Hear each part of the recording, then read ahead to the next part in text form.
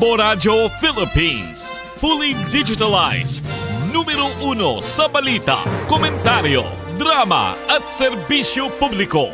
Bombo Radio Philippines. Bombo Radio Philippines. Ang inyong number 1 at most trusted radio network in the country. Basta Radio Bombo!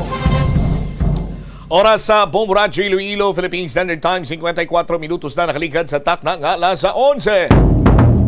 Welcome sa pagpangalagad sa Bombo Hanay sa Udto Dri sa DWFM Bombo Radio Iloilo, ang flagship stations ang the number 1 most trusted radio network in the country, ang Bombo Radio Philippines. Adlaw kita karon sa Biyernes, Abril 26, tuiga 2024. Thank God it's Friday! Sa gihapon ini mo alaga ni Mang Kurman, Bombot siya Mablanco Hover kagkaroon sa madalagkuan kag mga nagapaunang nga mga balita. Mga Ilonggo malapit sa kay First Lady Lisa Araneta Marcos, sunod pa sa kay House Speaker Romualdez. Hambal pa gani isang House Speaker sa linya, kabalo kamo banwa mas makabig naton nga privilege kuno ang mga Ilonggo o ikumparar nimo sa iban siniya nga mga kongresista kay man malapit sa tagipusoon ko ni First Lady Lisa Araneta Marcos. Now, ang mga Ilonggo tiyang banay sini presidente gani dapat kuno masaming kung may luyag dira iya nga mga proyektong inuso ang mga Ilonggo representative, tinigi ko magduwa-duwa nga maghutik sa kay First Lady Lisa Araneta Marcos. Sa bihag nga bahin, Congressman Jojo ang ginako nga inganyo sa mga taga-Kalibo nga magpadalagan bilang kongresista sa ila sining lugar. Sa dugang pa nga mga balita kag impormasyon, 44 or 449 million pesos nga balor sang Heart and Lung Center building sa Western Visayas Medical Center ginainagurahan na. Ginpangunahan ni Senator J.V. Ejercito kag ni Lone District Congresswoman Jam Baronda. Sa dugang pa nga mga talupang doon karon nga mga balita, mga taga-pungsod Italy nagtambong sa misa nga ginhiwat sa bag-o nga chapel sa Navais sa Mandurriao. Dako nga bulig sa pumuluyo sa barangay ining pagtukod karon sa chapel. Muni madalakwar mga balita, issues kay impormasyon na main sentro karon sa aton sining pagpangalagad sa gihapon diri sa palatuntunan na Bombo Hanay sa Udto. Sa mga kabombo naton, padayon lang kamo sa paghulog sa inyo sining mga entries para sa Buena Mano Salvo Year 18 Promo Week number 5. Week number 5 na kita karon kung nakalampuwas sa dira ang patrol sa inyo sini area sa mga kabanungahanan, hindi ka mo magkataka or hindi ka mo magpalibog kay may kay gayunan pa kamo nga hulog sa inyo sini nga mga entries diri iya sa istasyon sa Bombo Radio. Diri ka mo hulog direkta, pwede man ina banwa. Sa aton sini nga mga kabombo may tubtob las 12 sa Udto, buwas kadlaw sa pagbaton sa inyo sini nga mga entries para sa aton sini iya nga studio draw. Sa Sabado dito kita sa may area sa Arevalo, Santo Niño Norte kita. Barangay Santo Niño Norte, dra kita mapatigayon sa aton sining barangay draw kung sa diin may napulo sining mga daog sa tag 1,000 ka pesos ka cash. Para sa aton sining iyang barangay draw, magluwas sila may mga pahampang man kita dira nga kung sa diin ang premyo cash. Gani ano pa ang ginaulat mo, waswas ka man dira iya sa paghimo sa imo sinima entries kang ihulog dira iya sa designated Dropbox Center naton sa area sa Santo Niño Norte sa distrito sa Arevalo. Agod nga may kay gayunan ka man nga magdaog sa cash prize kung damo imo sini nga ginhulog nga entry. Syempre dako man ang imo sini nga tsansa nga magdaog. Detalye sa madalakuan kag mga mainit karon nga mga balita inyo bantayan sa banayon nga pagpalayag sa Bombo Hanay sa Udto pagkatapos ang Bombo Network News. Eugene Torre amo ang unang nga Filipino nga nakaangkon sang titulo nga chess grandmaster matapos siya ang nagdaog sang silver medal sa ginhiwat nga 21st Chess Olympiad sa Nice, France sang 1974. Sang 1976 sa isa ka chess tournament sa Manila, naghimo pagid sang maragtas si Torre bilang una nga nakaluto sa sadtuanay world champion nga si Anatoly Karpov sang Russia. Si Torre ang nangin malapit man nga abyan sang American Chess Grandmaster nga si Bobby Fischer. Natawo si Torre sa Iloilo City sadtong November 4, 1951. Halos hindi na maisip ang mga medalya nga nahakot ni Torre para sa Pilipinas halin sa magkatuhay nga mga chess tournaments nga iya nadagaan sa magkatuhay nga Ito ang Bombo Radio Philippines. Fully digitalized. Numero 1 sa balita, komentaryo, drama at serbisyo publiko. Bombo Radio Philippines. Bombo Radio Philippines. Ang inyong number 1 at most trusted radio network in the country. Fast Paradyo Bombo! This is Bombo Network News Noontime Edition, broadcasting live at Bombo Radio Broadcast Center, Makati City, Philippines. Araw ngayon ng Biyernes, Abril 26, taong 2024. At ngayon, sa ating mga headlines, Department of Justice nagbabala laban sa mga pulis na tutulong sa International Criminal Court. Ito namang hold departure order laban kay Pastor Apollo Kibuloy, hiniling na rin ng ahensya.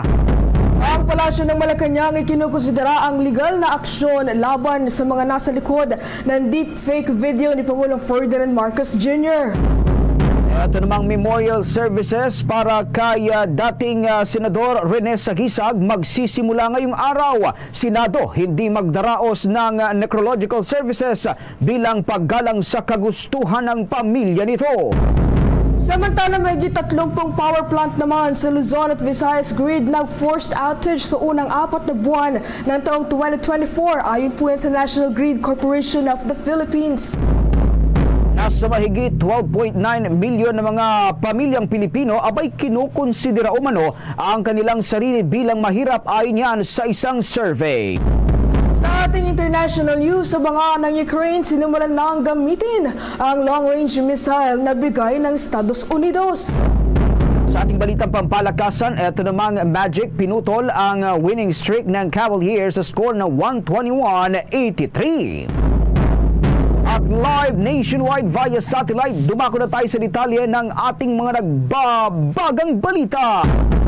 Nagbabala ang Department of Justice hinggil sa mga posibleng maging kaparusahan ng mga pulis na mapapatunayang nakikipagtulungan sa International Criminal Court.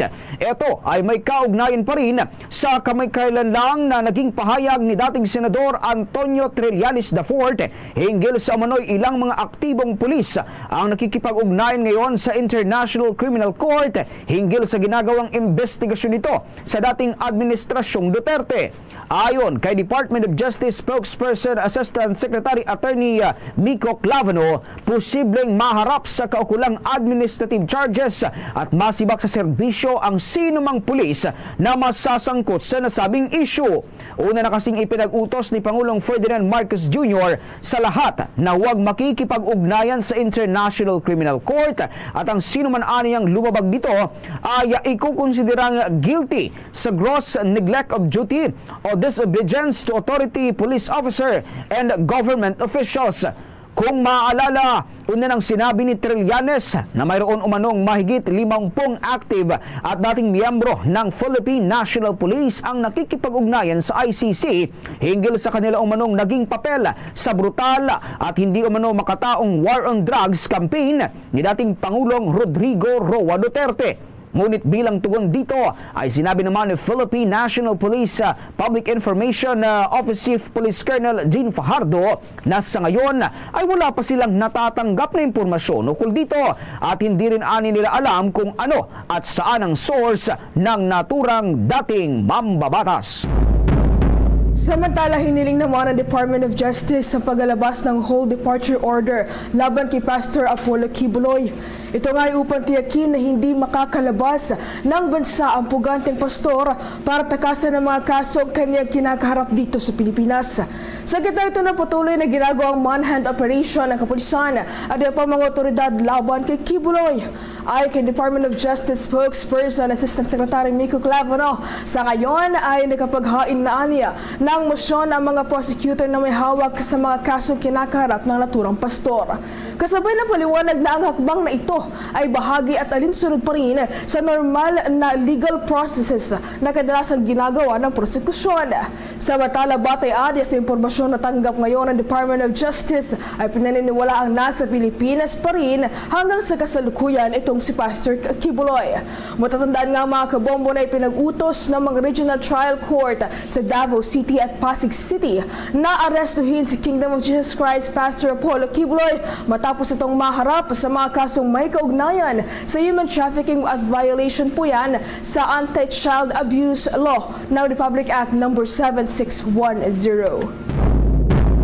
Oras 4 na minuto makalipas ang alas 12 ng katanghalian.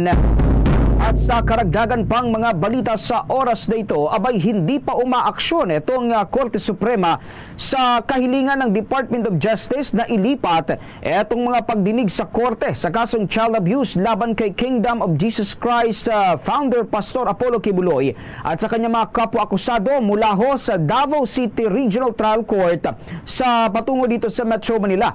Ayon kay Supreme Court spokesperson Camille Ting, hinihintay pa ng mga maestrado ang magiging rekomendasyon ng Office of the Court Administrator.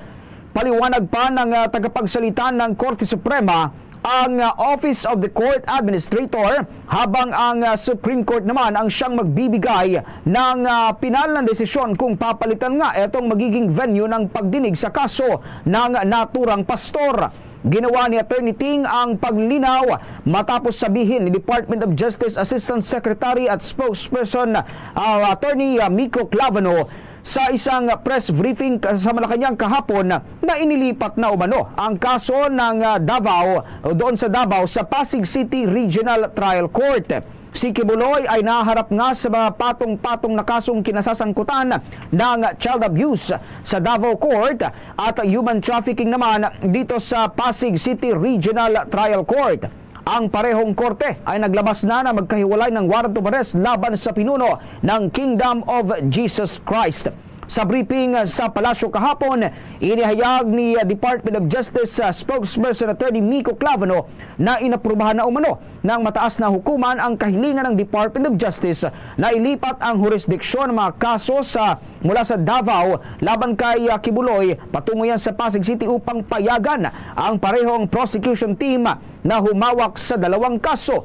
Nang maglaon, sinabi niya na ang mga kaso sa Davao ay maaring ilipat nga sa isang hukuman naman sa Quezon City dahil masikip na etong mga korte dito sa Pasig City. Samantala, tinatarget ng Land Transportation Office sa Cebu na may pumahagi ang nasa 300,000 na license plates sa buong lalawigan niyan ng Cebu bago nga matapos itong taong 2024. Katumbas ito ng kalahati ng kabuang bilang ng mga unclaimed license plates noong nakaraang taong 2023 na halos pumapalo ng hanggang 600,000. Ayon kay Land Transportation Office Cebu City District Office Joel Malasloson, ang naturang bilang ay may tuturing na achievement ng ahensya lalo na't marami na rin aniyang mga plaka ang kanilang naipapamahagi mula pa noong Agosto na nakalipas sa taon. Kaugnay nito mga kabombo, iniulat din ng opisyal na mayroon na silang na-dispense na nasa 183,000 ng mga plaka noong Abril 22 sa taong kasalukuyan at araw-araw niya ay nakakapag-release din sila ng mga license plates na aabot sa 4,000 hanggang 5,000 ang bilang. Samantala sa datos mula noong buwan ng Hunyo o itong noong Hunyo 9 ng nakalipas sa taon hanggang Abril 22 ng kasalukuyang taon ay umabot na sa 163,322 motorcycle plates ang nailalabas ng ahensya habang nasa abot naman sa 19,855 na mga plaka ang inisyu para yan sa mga motor vehicle. Kaugnay nito ay una na rin sinabi ni Land Transportation Assistant Secretary Vigor Mendoza II na abot sa 600,000 plates ang kanilang estimated data na na-accumulate mula 2018 hanggang 2023 kung saan 530 dito ay pawang mga motorsiklo at 40,000 naman ang mga motor vehicle. Sa iba pang mga balita sa oras na ito, mga kabombo at ka-Star Nation, abay ikinukonsidera ng pamahalaan na magsampa netong demanda kontra yan sa sino mang nasa likod ng ipinakakalat na deepfake video ni Pangulong Ferdinand Marcos Jr. Ayon kay Presidential Communications Office Assistant Secretary Patricia Cale Martin, kumikilos na sa kasalukuyan ang Department of Information and Communication Technology maging ang National Security Council. Ito ay hindi lamang para matukoy nga itong nasa likod ng nabanggit na pagpapakalat ng disinformation, kundi para na rin sa kaukulang legal na hakbang na gagawin ng pamahalaan. Ayon kay Martin, seryoso ang nasabing usapin na maaaring magkaroon ng epekto at makapaglagay sa alanganin ng foreign relation ng Pilipinas, gayon din sa aspeto ng national security. Ang deepfake video ayon kay PCO official ay itinuturing nilang cause for concern, gayong maaaring magdulot ito ng gulo dahil sa laman o content nito na kung saan pinalalabas na nagbabadya ng pagkikipaggera ang Pangulo sa ibang bansa. Samantala, hindi magdaraos ng necrological services ang Senado para sa dating senador na si Rene Sagisag bilang paggalang pa niyan sa kagustuhan ng kanyang pamilya. Ayon kay Senate Secretary Renato Bantug, walang plano ang pamilya ng namayapang senador na dalhin ang mga labi nito sa Senado. Batay naman sa naging post online ng kanyang anak, magsisimula ang memorial service ngayong araw, Abril 26, sa Capilla del Señor o Capilla de la Virgin ng Santuario de San Antonio Parish doon sa Forbes Park, dito yan sa Makati City, at tatagal hanggang Lunes, Abril 29. Ang viewing naman ay mula alas 2 hanggang alas 10 ng gabi at habang ang misa naman po ay handa araw-araw sa alas 7 ng gabi. Wala namang iba pang detalye ang ibinahagi ng pamilya ni late Senator Sagisag. Namatay nga itong dating senador sa edad na 84 noong nakalipas na Miyerkules. Nagsilbi ito bilang senador mula taong 1987 hanggang taong 1992, kung saan siya ay naging tagapangulo ng Committee on Ethics and Privilege at ang ad hoc committee naman sa Bataan Nuclear Power Plant. Nagsilbi rin ito bilang tagapagsalita noon ng kandidato sa pagkapangulo na si Corazon Aquino at isang gawaing pinagpatuloy niya noong ito ay nahalal na pangulo noong 1986. Ilang gobyerno at pribadong personalidad rin ang nagbigay pugay kay Sagisag na isa umunong human rights lawyer bukod pa sa pagiging public servant nito. Nakilala rin siya sa paggamit ng kanyang kadalubhasaan sa batas para pagsilbihan ang mga mahihirap. Sa karagdagan pang mga balita sa oras na ito, pumalo na sa kabuang 35 itong mga planta ng kuryente mula ho sa Luzon at maging dyan sa may bahagi ng Visayas Grid ang nag-force outage sa unang 4 na buwan ng kasalukuyang taon. Batay sa pinakahuling datos na nilabas ng National Grid Corporation of the Philippines mula noong Enero hanggang buwan ng Abril ng kasalukuyang taon, ay aabot na sa 18 na mga power plant eto ngang nag-force outage sa Luzon Grid, habang 16 naman mula sa Visayas Grid. Bukod dito ay nakapagtala rin ang ahensya ng 2 planta ng kuryente sa Luzon Grid ang tuloy ang operasyon, ngunit nasa mas mababang power capacity, habang 8 naman ang may kaparehong kondisyon sa Visayas Grid. Ayon sa National Grid Corporation of the Philippines, ito ang dahilan kung bakit nakararanas ng pagnipis sa supply ng kuryente sa mga lugar na nasasakupan niya ng Luzon at Visayas Grid. Dahil dito, isa sa ilalim muli sa yellow alert ang naturang mga grid o itong Luzon at Visayas Grid.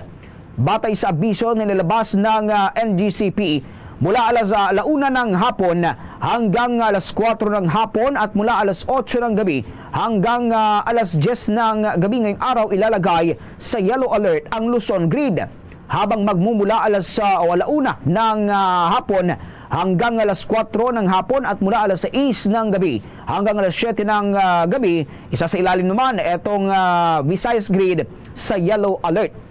Ang yellow alert mga kabombo at Kastar Nation ay inilalabas sa tuwing hindi sumasapat ho itong tinatawag na contingency requirement ng mga transmission grid dito sa operating margin. Sa dagdag pang mga pagbabalita, humigit kumulang 12.9 million na mga pamilyang Pilipino o katambasyan ng 46% ang nag-rate sa kanilang sarili bilang mahirap. Ito ay ayon sa unang quarter survey ng social weather stations na ginanap mula Marso 21 hanggang Marso 25 ng taong kasalukuyan. Halos hindi nagbabago ang naturang datos ng mga Pilipinong ibinibilang ang kanilang sarili bilang mahirap sa parehong panahon noong Desyembre na nakalipas sa taon. Ang survey na ito ay ginawa sa 1,500 adult na mga respondents na may margin error na balance 2.5%.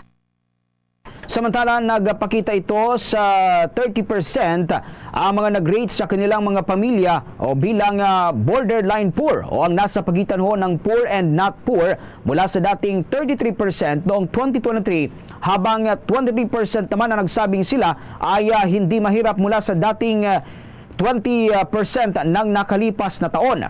Pinakamataas ang self-rated poor sa Visayas na may 64%. Mula yan sa dating 58% ng nakalipas sa taon.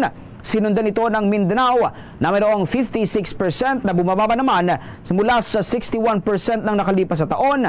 Ang Luzon na may 38% statistical na mula ho sa dating 39% at National Capital Region na may 33% mula naman sa dating 37% na naitala noong taong 2023. Sinabi pa ng Social Weather Station na nananatili sa 15,000 etong national median o itong tinatawag na self-rated poverty threshold. Ang SRP o itong self-rated poverty threshold ay ang pinakamababang buwan ng budget na kailangan ng isang pamilya para yan sa mga gastusin sa bahay upang hindi ituring ang kanilang sarili bilang self-rated poor. Oras 16 na minuto, makilipas sa alas 12 ng katanghalian.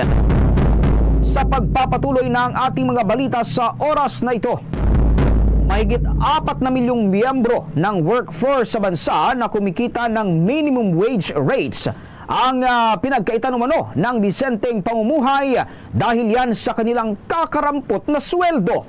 Ito ay binigay diin ng isang koalisyon ng mga labor federation at mga organisasyon ng manggagawa kamakailan lamang.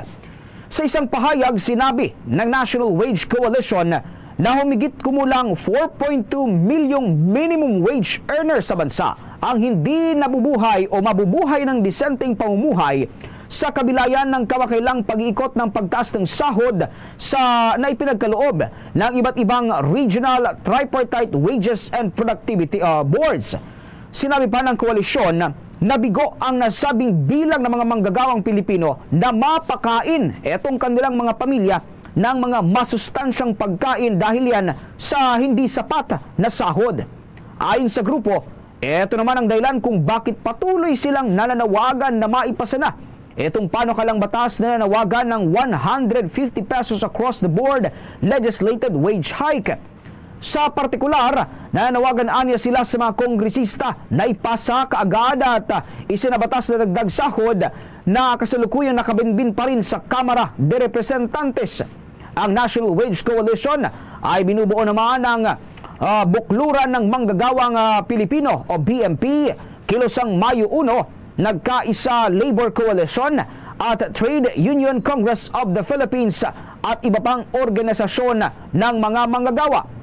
Nakatakda namang magmarcha ang mga grupo bilang pakikiisa sa Labor Day sa darating yan na Mayo 1 para ipanawagan ang agarang pagpasa sa panukala sa pagtaas nga ng kaukulang sahod.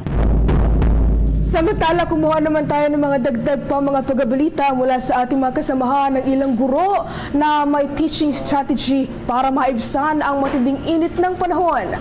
May pagulat dyan si Bombo Kelly Cordero.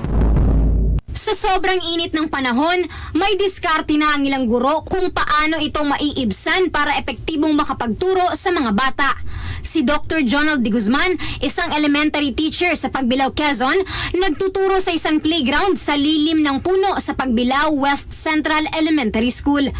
Ayon kay de Guzman, diskarte niya ito para makalanghap din ng preskong hangin ang kanyang 52 estudyante. Kung ikukumpara kasi sa loob ng classroom, di hamak na mas mapresko umano ang hangin sa labas sa ilalim ng mga puno. At maliban pa rito, ayon kay de Guzman, mas maraming natututunan ang mga bata sa labas dahil nag-e-explore at maraming nakikita ang mga ito. Sa totoo lang, napakahirap magturo, especially wala ka naman blackboard pagdating sa labas. Pero ang ginagawa ko, since ang aking subjects ay Math, Filipino, and Araling Panlipunan. So, mas madali akong nakakapagturo dahil ito'y explanation lamang mostly. Since grade 2 itong mga bata is, ang ginagawa ko, nagpapakopya muna ako. At pagkatapos, sama-sama kami pupunta sa labas para magsagot ng kanilang mga activities. Kaya naman, may pahintulot mula sa school head, hindi lang si Dr. Jonald ang gumagawa ng mitigating measures na ito dahil pati umano mga kapwa niya guro sa naturang paaralan ay ginagawa na rin ang pagtuturo sa lilim ng puno. Binigyang diin ni de Guzman na kinakailangan lang ng mahabang pasensya dahil malilikot ang mga bata. Dapat nakatutok ang teacher sa mga bata dahil baka masugatan o di kaya ay mabagsakan ng bunga ng mga puno. So, una, ang iniisip natin pag ilalabas natin ang mga bata, of course, the safety of our students. At the same time, kailangan ng batang matuto, yung tinatawag nating conducive learning. At ito naman yung lagi nating ginagawa, hindi lamang sa loob ng classroom, maging sa labas ng classroom.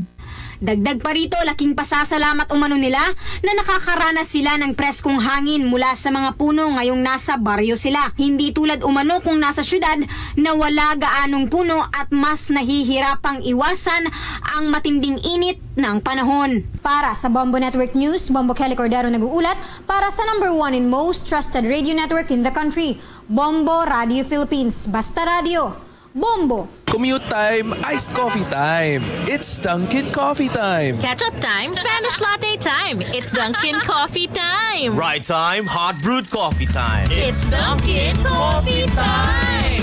Anytime is the best time for Dunkin' Coffee. With a signature taste and variety of flavors, best enjoyed anytime, anywhere.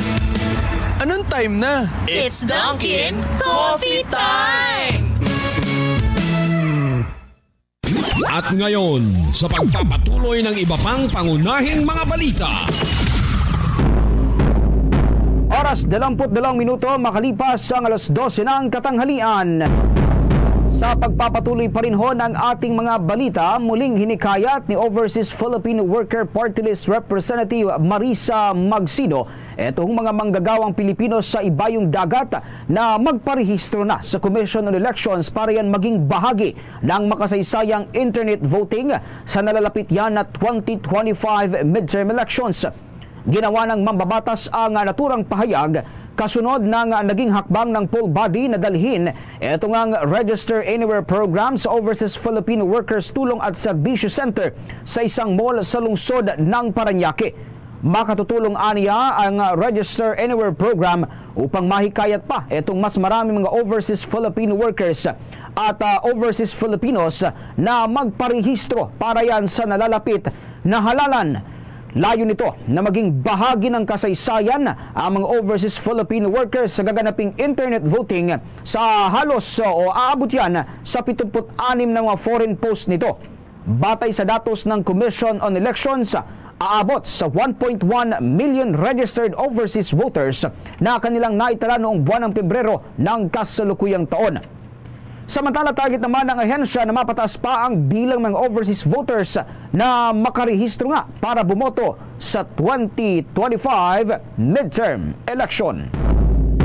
Sa iba pang mga balita, iniulat ng Philippine Health Insurance Corporation na itinaas na ng kanilang ahensya itong ang benefit package para yan sa mga pasyente ng heat stroke sa 8,450 noong unang bahagi pa lamang umano ng kasalukuyang taon. Ayon kay PhilHealth Vice President for Corporate Affairs Rhea Balenya, ginawa ito ng ahensya bago pa man makaranas ang bansa ng napakataas na temperatura. Sinabi pa ng opisyal na ang mas mataas na rate na ito ay bahagi yan ng pagtaas sa lahat ng mga benefit package na ipinatupad ng ahensya sa unang bahagi ng taon. Mula aniya sa dating 6,500 ay ginawa na itong 8,450 o katumbasyan ng 30% na pagtaas na naging epektibo ito mula yan noong February 14. Una rito ay sinabi ng PhilHealth na sakop nito ang mga kaso ng hospitalization dahil yan sa heat stroke o sun stroke. Hinihimok naman ng Department of Health ang publiko na manatili sa loob ng bahay sa gitna yan ng mapanganib na antas ng heat index na nararamdaman sa buong bansa. Nagbabala rin ng State Weather Bureau ng heat cramps at heat exhaustion ang posibleng maranasan ng mga residente habang posibleng heat stroke kapag umabot pa sa 42 degrees hanggang 51 degrees Celsius ang heat index. Ang heat index, mga kabombo at ka-Star ay tinuturing bilang isang medical emergency dahil lumalala ang mga sintomas ito kapag naantala nga ito magpaggamot, kaya tumataas itong mga panganib ng malubhang komplikasyon o kaso ng pagkamatay. Ngayong araw nga ay mataas na heat index pa rin ang nararanasan sa buong bansa na kung saan nangunguna pa rin ang Dagupan City na mayroong 47 degrees Celsius na heat index. Samantala, nagpaabot ng taus-pusong pakikiramay itong si Vice President Sara Duterte at itong nakasalukuyang Department of Education Secretary na sa pamilya netong binaril patay na grade 8 student dyan sa may bahagi ng Agoncillo, Batangas. Ang biktima ho ay kinilalang si Jenny Balaquit, 13 taong gulang, residente ho ng Cuenca, Batangas. Personal na nagtungo ang Vice Presidente sa burol ng biktima para ipakita ang pakikisimpatya nito sa naturang nangyari. Patungo sa paaralan nga ang biktima kasama ang kanyang kamag-anak at kapatid nang bigla na lamang itong barilin ng malapitan sa batok ng hindi pa nakikilalang sospek. Una rito, kinundina ng Vice Presidente ang naturang pamaslang at tiniyak na kanilang tututukan ng investigasyon para kaagad na marisolba ang naturang kaso. Sa kabila nito ay sinabi ng Vice na mahalaga ang pagkakaroon ng edukasyon at kapayapaan at hinimok nito ang publiko na huwag pamarisan at suportahan ang mga individual na nagdudulot ng anumang uri ng kaguluhan. Bombo International News. Sinimulan na ng Ukraine na gamitin ang mga longer-range ballistic missiles laban sa Russia. Ang nasabi mga missiles ay sekretong ibinigay ng Estados Unidos sa Ukraine. Bahagi ito ng United States Support Package kung saan dumating ang nasabing mga missiles itong buwan. Tinatarget naman ng nasabing missiles ang Crimea na sinakop yan ng Russia. Inasahan pa ng Ukraine na maraming mga missiles at armas ang darating mula sa Estados Unidos matapos nga na maaprubahan ng Estados Unidos, partikular na ng Senado nito, ang $61 billion na aid package. Bombo Sports News. Samantala, nagbuslo si Paolo Bachero ng 31 points at 14 rebounds para iangat ang host na Orlando Magic sa score na 121-83 kung saan sila ay nanalo laban sa Cleveland Cavaliers para yan sa Game 3 ng kanilang Eastern Conference first round series. Si Bachero ay gumawa ng apat na tatlong o 3-pointers at may 7 rebounds at offensive glass para sa FIFA seeded Magic na humahabol nga sa 2-1 sa best of 7 series. Umiscore si Jalen Suggs ng 24 points matapos gumawa ng 9 at 11 shot at 3 sa 5 mula sa 3-point range. Nagdagdag si Franz Wagner ng 16 na puntos, 8 assist at 5 rebounds. Umiskor ang Magic ng 35 points sa 51 points sa third quarter para agawin nga ang 91-61 lead. Nakakuha lamang ang Orlando ng 83 at 86 na puntos ayon sa pagkakasunod sa unang dalawang laro ng naturang serye. Dito, ang Magic ay nakakolekta ng matatag na 51.1%. Ang Game 4 ay Sabado ng hapon na gaganapin naman yan sa Orlando, Florida. Sa pagpapatuloy pa rin ng ating mga balita, isinusulong ngayon ng Kamara itong pagdaragdag ng iba pang mga benepisyo para huyan sa mga solo parent. Ayon kay Bagong Henerasyon Party List Representative Bernadette Herrera, ang mga solo parent aniya ay tila hindi nabibigyan ng kaukulang pansin ng pamahalaan sa ilang aspeto. Ay sinabi pa ni Herrera, marami pang kailangang puna ng gobyerno upang matulungan ang mga solo breadwinner, legal guardian at maging ang mga caregiver nito. Binanggit nito ang adikain na iangat ang lahat ng pamilya ng siya aniyang sumisimbolo sa mas pinaigting na pagkilala sa mga pangailangan ng soloista at kanilang pamilya.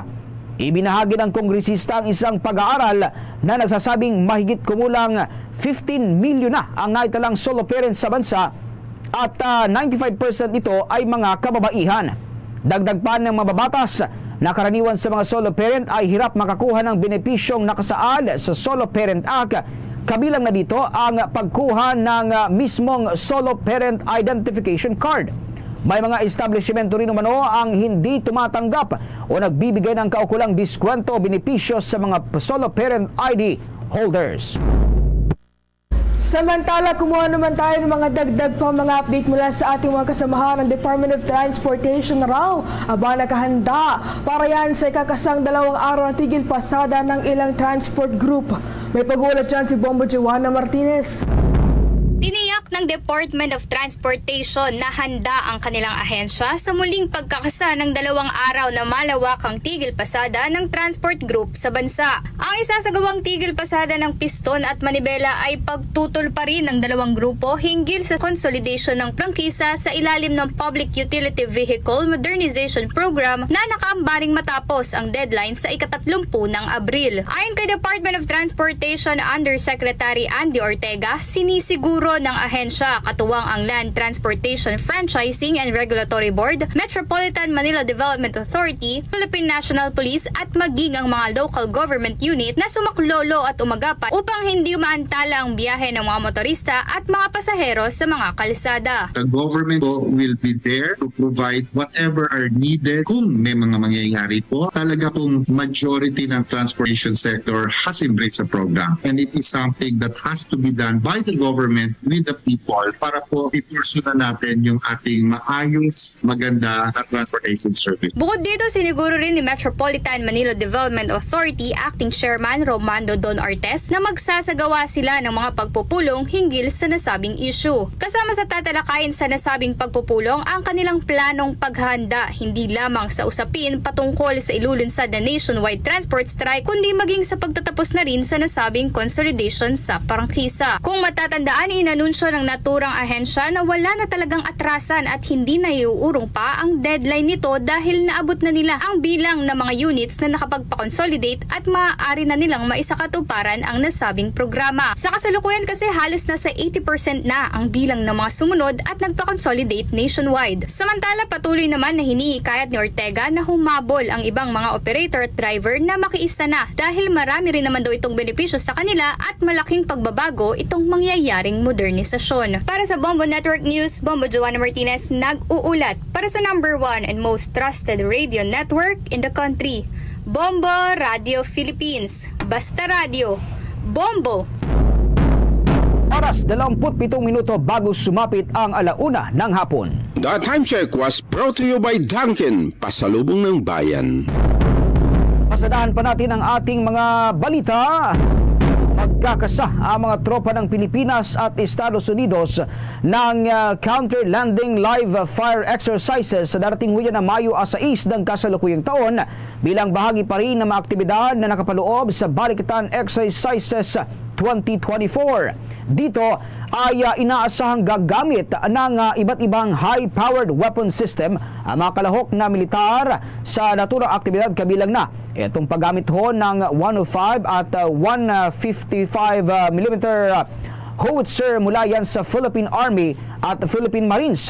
4 na tangke mula naman sa Armor Division, isang fast attack craft mula sa Philippine Navy, itong 0.50 caliber platform mula yan sa US Marine Corps, kasama itong kanilang Javelin anti-tank missile at multi-role anti-armor, anti-personnel weapon system at ang US Air Force MQ-9 unmanned aerial vehicle at B-52 heavy bomber.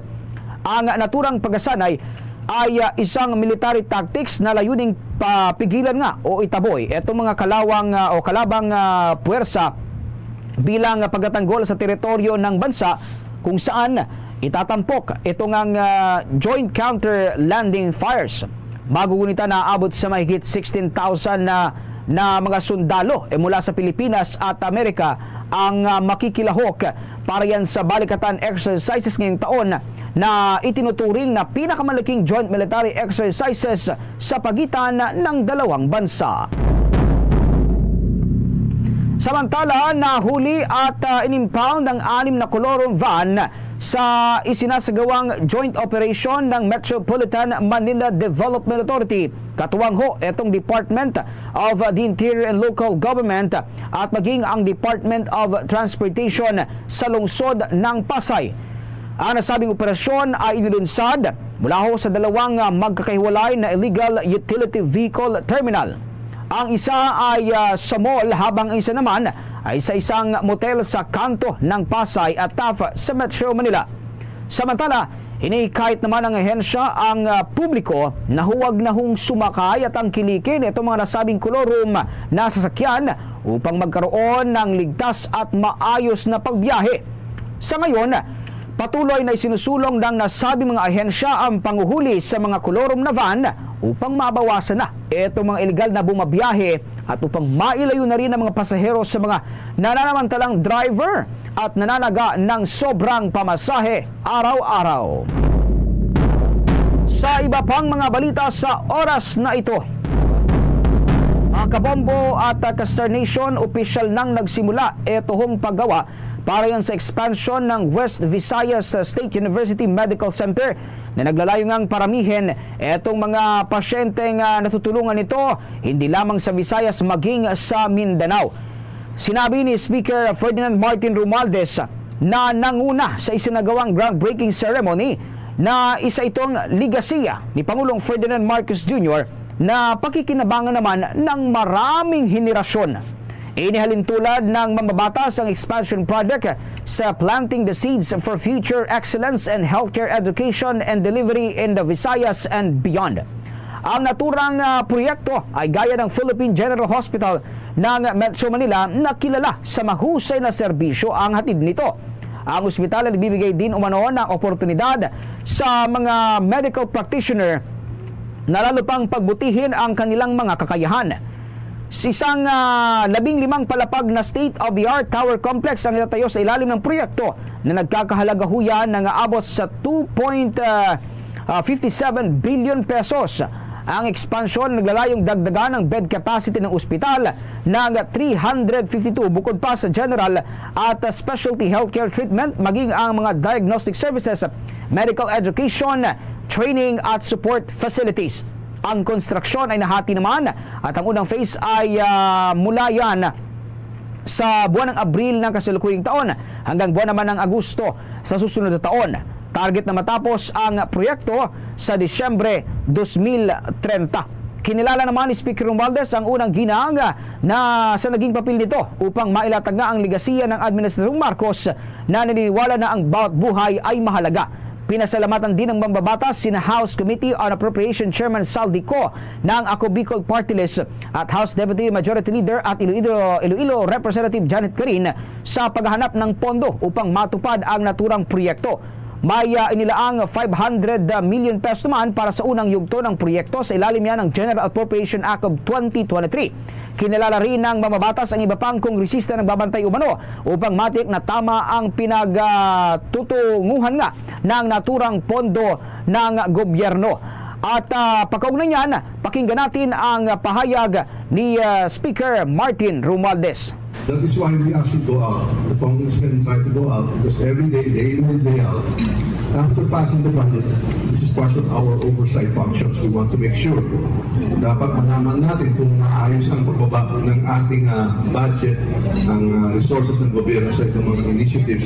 Kaya nagpapasalamat ko na parating sumasama sa atin dito ang ating mga kongresista kasi teamwork talaga ito. And it is all because of the direction set by our President Ferdinand R. Marcos Jr.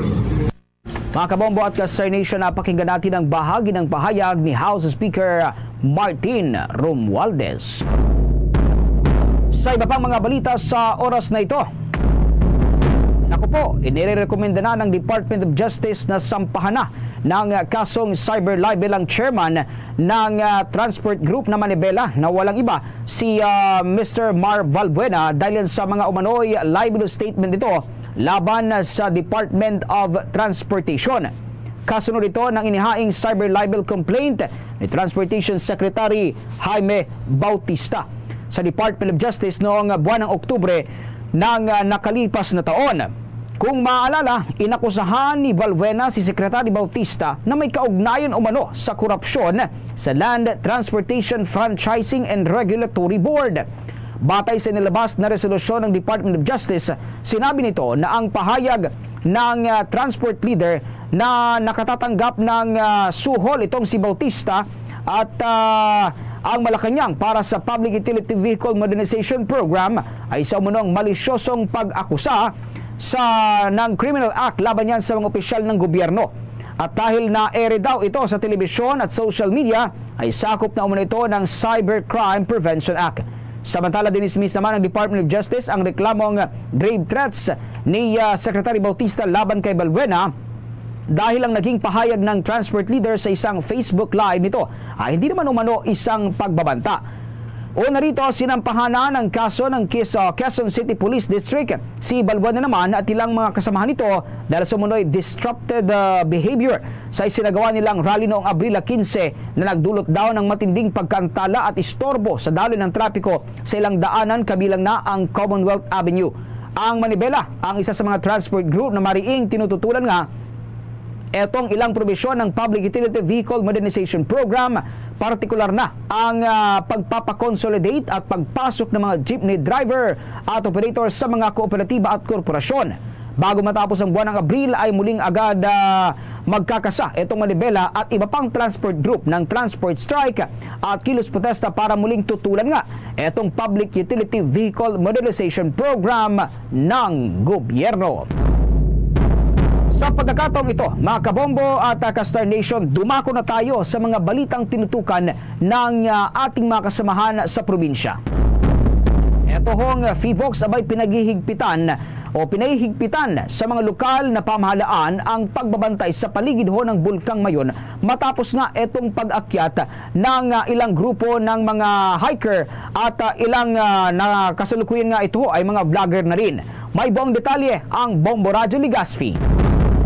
Nagpaalala ang mga kinauukulan na mahigpit na ipinagbabawal ang pag-akyat sa Bulkang Mayon. Ito matapos ang pag-akyat ng grupo ng mga hikers sa bulkan na in-upload pa ng mga ito sa social media. Ayon kay Philippine Institute of Volcanology and Seismology Director Teresito Bacolcol sa panayam ng Bombo Radyo Legazpi, nananatili ang panganib ng Mayon Volcano na posibleng magkaroon ng phreatic eruption anumang oras. Sa kasalukuyan kasi ay nakataas pa rin ang alert level 1 sa naturang bulkan na nangangahulugan ng posibilidad ng mga volcanic activities. Huwag pumasok kasi baka magkaroon ng rockfall event, landslide, or again, sudden phreatic eruption. So again, paalala natin sa mga tao, again, huwag pumasok sa permanent danger zone because it's, even at alert level 0, dapat walang tao doon. Samantala sa hiwalay na panayam kay resident volcanologist Dr. Paul Alanis ay pinayuhan ito ang mga lokal na pamahalaan sa paligid ng bulkang Mayon na masigpitan pang pagbabantay upang walang makalusot na pasaway ng mga turista. Nanindigan pa ang ahensya na mahigpit na ipinagbabawal ang pagpasok sa danger zones ng bulkan kaya otomatikong bawal rin ang pag-akyat dito. Sa kasalukuyan ay pinaghahanap na ang naturang mga turista upang mapanagot sa kanilang ginawa lalo pat nabatid na wala itong permit mula sa lokal na pamahalaan ng Albay. Para sa Bombo Network News, mula rito sa Bombo Radyo Legazpi, ito si Bombo Romela Sakayan Wanda sa nag-uulat for the #1 and most trusted radio network in the country, Bombo Radio Philippines. Basta Radio, Bombo! Ang pinsala naman ng El Nino phenomenon sa agrikultura doon sa Cordillera, halos kalahating milyong piso na. May pagulat siya ng Bombo Radio Baguio.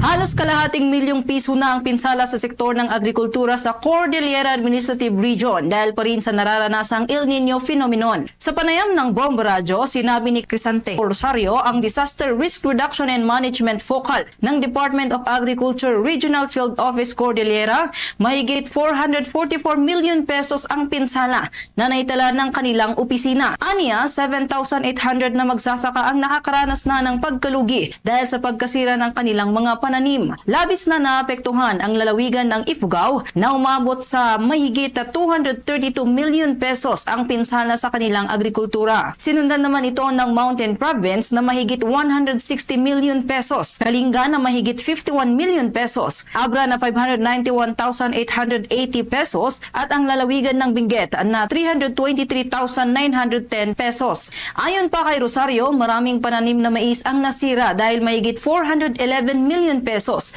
ang naitalang production loss ng 5,896 na magsasaka. Mahigit 33 million pesos naman ang production loss ng 1,912 na magsasaka na nagtanim ng palay habang aabot sa 1,470 kilo o 226,090 pesos ang production loss ng 63 mangingisda. Dahil dito, inihayag ni Rosario na patuloy ang pakikipag-ugnayan ng Department of Agriculture Cordillera sa iba't ibang ahensya ng gobyerno at local government unit para matulungan ang mga apektadong magsasaka. Kabilang dito ang rotational water delivery at water distribution na isinasagawa ng National Irrigation Administration sa hangaring makapagbigay ng sapat na tubig sa lahat ng mga planta ng sakahan sa rehiyon.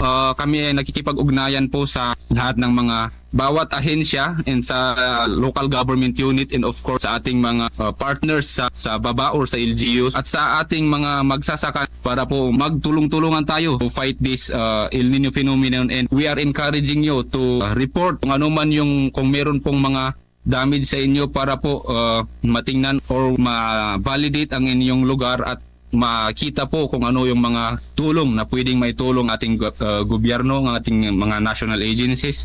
Mula dito sa lungsod ng Baguio, para sa Bombo Network News, ako si Bombo Marinel Rodrigo, nag-uulat para sa #1 and most trusted radio network in the country, Bombo Radio Philippines, Basta Radio. Bombo! Ito namang alkalde ng Cebu City abay magpapatawag ng convergence para harapin ito ngang power crisis. May buong detalye ang Star FM Cebu. Nakatagnang magpatawag ng convergence si Cebu City Mayor Mike Rama at iba't ibang stakeholders para sa participative process para kumilos sakaling magkaroon ng malubhang power crisis. Sinabi pa ni Rama na magsasagawa ng brainstorming para mangalap ng mga input mula sa lahat ng posibleng sektor kung paano maiiwasan o kung paano harapin ang pagbabawas ng supply ng kuryente na maaaring humantong sa brownout. Ang panawagan ng alkalde ay kasunod na rin sa isa pang crisis sa kakulangan ng supply ng tubig dahil sa patuloy na tagtuyot. Tiniyak pa ng alkalde na gagawin ng pamahalaang lungsod ang bahagi nito upang mabawasan ang epekto ng dobling crisis sa tubig at kuryente mula sa imumungkahin ng mga focused group discussion. Sa panig naman ng Visayan Electric Company, hiniling nito ang mga industriya ng mga commercial operators sa lungsod at sa iba pang bahagi ng franchise area nito na gamitin ang Interruptible Load Program or ILP nito upang makatulong na maiwasan ang brownout. Nabatid na itinuturing na ng Department of Energy na nasa state of calamity ang kalagayan ng power grid ng bansa at malaking hamon din dahil sa halos buong bansa ay magkakasunod na nagdeklara ng red and yellow alert. When I come down to Cebu, I will again do a convergence. So, I will guarantee I will bring them to a convergence. Yes. They will do some, I call it in the parlance of management, brainstorming, BS. Mula Star FM Cebu para sa Bombo Network News, Star DJ Kevin Stone nag-uulat para sa number 1 and most trusted radio network in the country, Bombo Radio Philippines. Basta Radyo, Bombo! 5 kumpirmadong kaso ho ng sakit na pertussis abay naitala sa lambak ng Cagayan. Ito namang Department of Health Region 2, hinikayat ang publiko na magpabakuna. May buong detalye ang Bombo Radio Kawayan. Nakapagdala na ng 5 confirmed cases ng pertussis ang kagawaran ng kalusugan o DOH Region 2 mula Enero hanggang buwan ng Abril.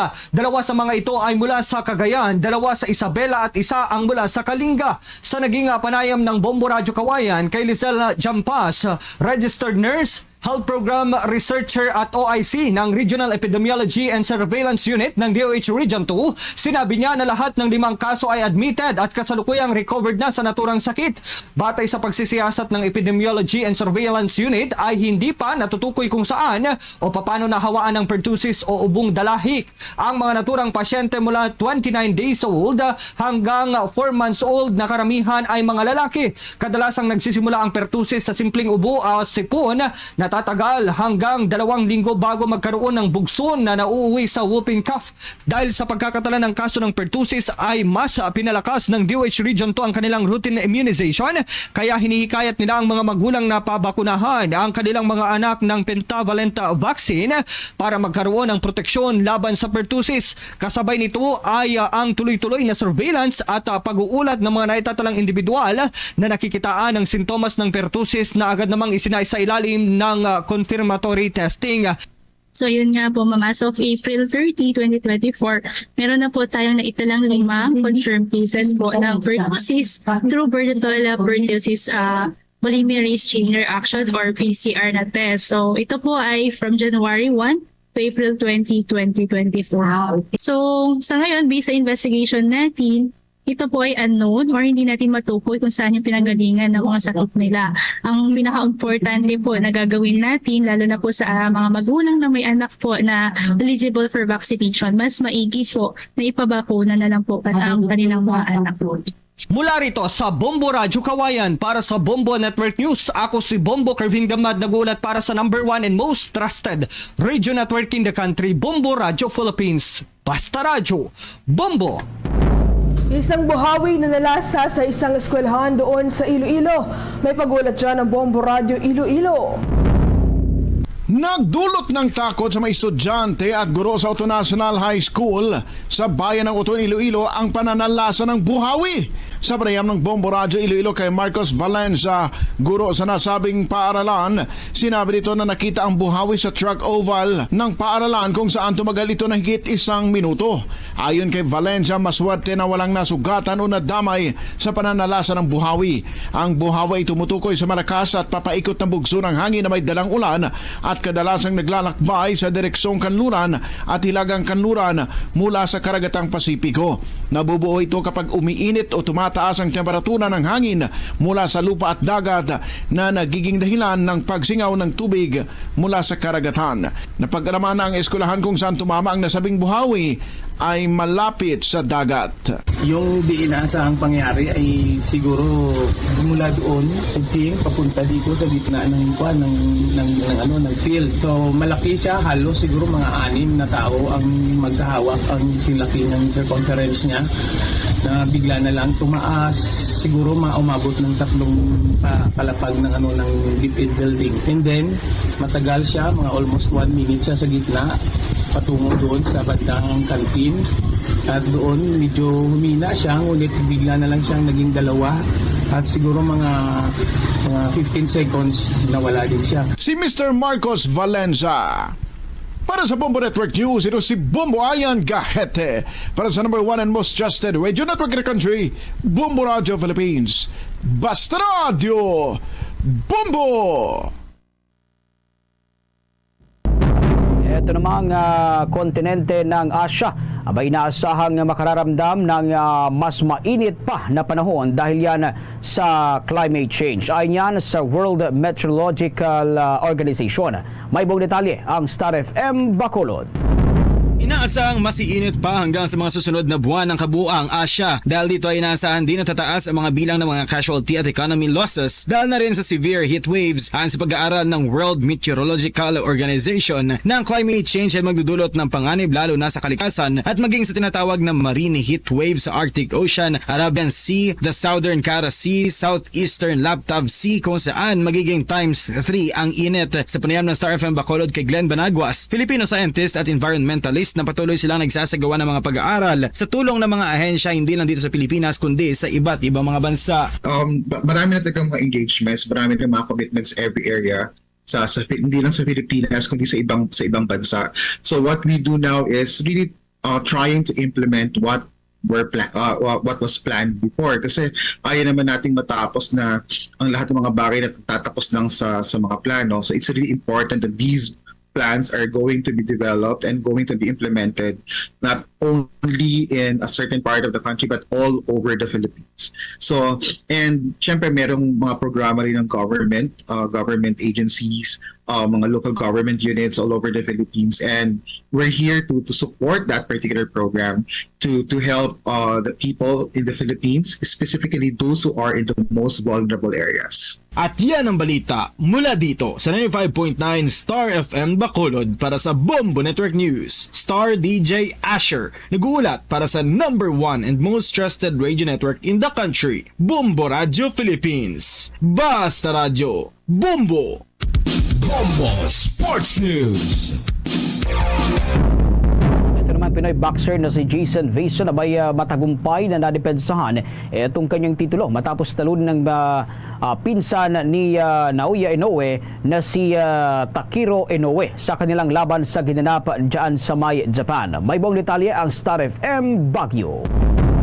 Matagumpay na nadepensahan ng Pinoy boxer na si Jason Vason ang kanyang titulo bilang World Boxing Organization Asia Pacific Light Flyweight Champion matapos nitong talunin ang pinsan ni Naoya Inoue na si Takiro Inoue sa kanilang laban na ginanap sa Osaka, Japan. Nagtapos ang 10-round fight sa pamamagitan ng unanimous decision kung saan nagbigay ang mga judges ng scores na 96-94, 97-93 at 96-94 na lahat ay pabor kay Vason. Ito ang unang pagkakataon na makalasap ng pagkatalo ang Japanese boxer na si Takiro sa kamay ng Pinoy boxer. Sa exclusive interview ng Star FM Baguio sa 25-year-old Pinoy boxer na Tubong Agusan del Sur, sinabi nito na maikling panahon lamang ang kanilang ginugol kung saan isinubsob niya ang kanyang sarili sa hard training sa Japan. Inamin nito na malakas ang Japanese boxer na kanyang nakalaban kaya umabot pa ito ng hanggang 10 rounds bago niya ito napabagsak. Umaasa naman ito na makalaban ang two-time Unified Light Flyweight Champion na si Kenshiro Teraji at makuha ang mga belts nito. Ibinahagi rin ito kung gaano kahalaga sa kanya ang katatapos na matagumpay na laban. Sobrang saya ko sa pagkapanalo ko nun kasi meron din akong paparating problema kaya hindi na ako na problema ngayon kasi may tutulong na rin sa pagpanggastos sa pagpanganak ng asawa ko. Bahagi ng panayam ng Star FM Baguio sa World Boxing Organization Asia Pacific Light Flyweight Champion na si Jason Vason. Si Jason ay may 12 na panalo, 1 talo at 1 draw sa kanyang professional boxing career. Matatandaan na nakuha ni Vason ang kanyang titulo matapos nitong pataubin sa second round ng laban ang Japanese boxer na si Ryuya Yamanaka sa kanilang laban na ginanap sa Kobe, Japan noong Enero ng kasalukuyang taon. Iyan ang report mula Star FM Baguio para sa Bombo Network News. Star DJ Nash para sa #1 and most trusted radio network in the country, Bombo Radio Philippines. Basta Radio, Bombo! Mga kabombo at Caster Nation, bago po ang ating orasyon pirata, nais namin kayong muling imbitahan na maliban po sa Bombo News Center, maaari din po ninyong matunghayan ang ating 31 fully digitalized AM at ang ating maging FM stations. At para sa mga karagdagang mga balita at mga mahalagang impormasyon, abay ugaliing tumutok sa mga social media live ng ating mga istasyon. Para ho sa ating mga kababayang mga Bisaya, syempre, nariyan ang Bombo Radio Davao, ang Bombo Radio Cagayan de Oro, ang Bombo Radio Butuan, maging ang Bombo Radio General Santos. Sa atin naman mga kababayang Ilonggo, nariyan ang Bombo Radyo Coronadal. Bago tayo magtapos, narito ang Orasyo Imperata for rain due to the dry spell caused by El Nino. Most gracious and most merciful God, Creator, source and giver of all things, most powerful in heaven and on earth, we give you honor and glory. We thank you for our home, the earth, for our light, the sun, moon, and stars, for our solace, our family and friends, our community, our neighbors. United as your children, we come to you pleading, shower us with rain, provide us with water that we need. Father, your children are begging to survive. Hear us, we deserve to live. Prolonged drought is depriving us of the fruits of our toil. Low water supply means hunger and thirst for most of us. El Nino continues to threaten our relationship with one another. O Lord, this is a very hostile phenomenon that we beg for you to end. At this time of looming catastrophe, dear Lord, dwell in our hearts. Teach us to be more generous. Bring out the best in us. Turn our eyes and ears toward the needs of others, especially the poor. Move us to share more, care more, serve more, and love more. Holy God, you sanctify this earth to be our sacred abode. Grant us courage to take in hand the sufferings and the environment. Grant us might to save and protect the beauty of nature. Grant us wisdom to restore whatever we have destroyed. O loving God, behold in us your loving children. Feel us, feel for us. Let heaven cry and its tears be our blessed rain. Have mercy on us, Lord. Have mercy. We beg you, most gracious and merciful God, please let it rain. Amen.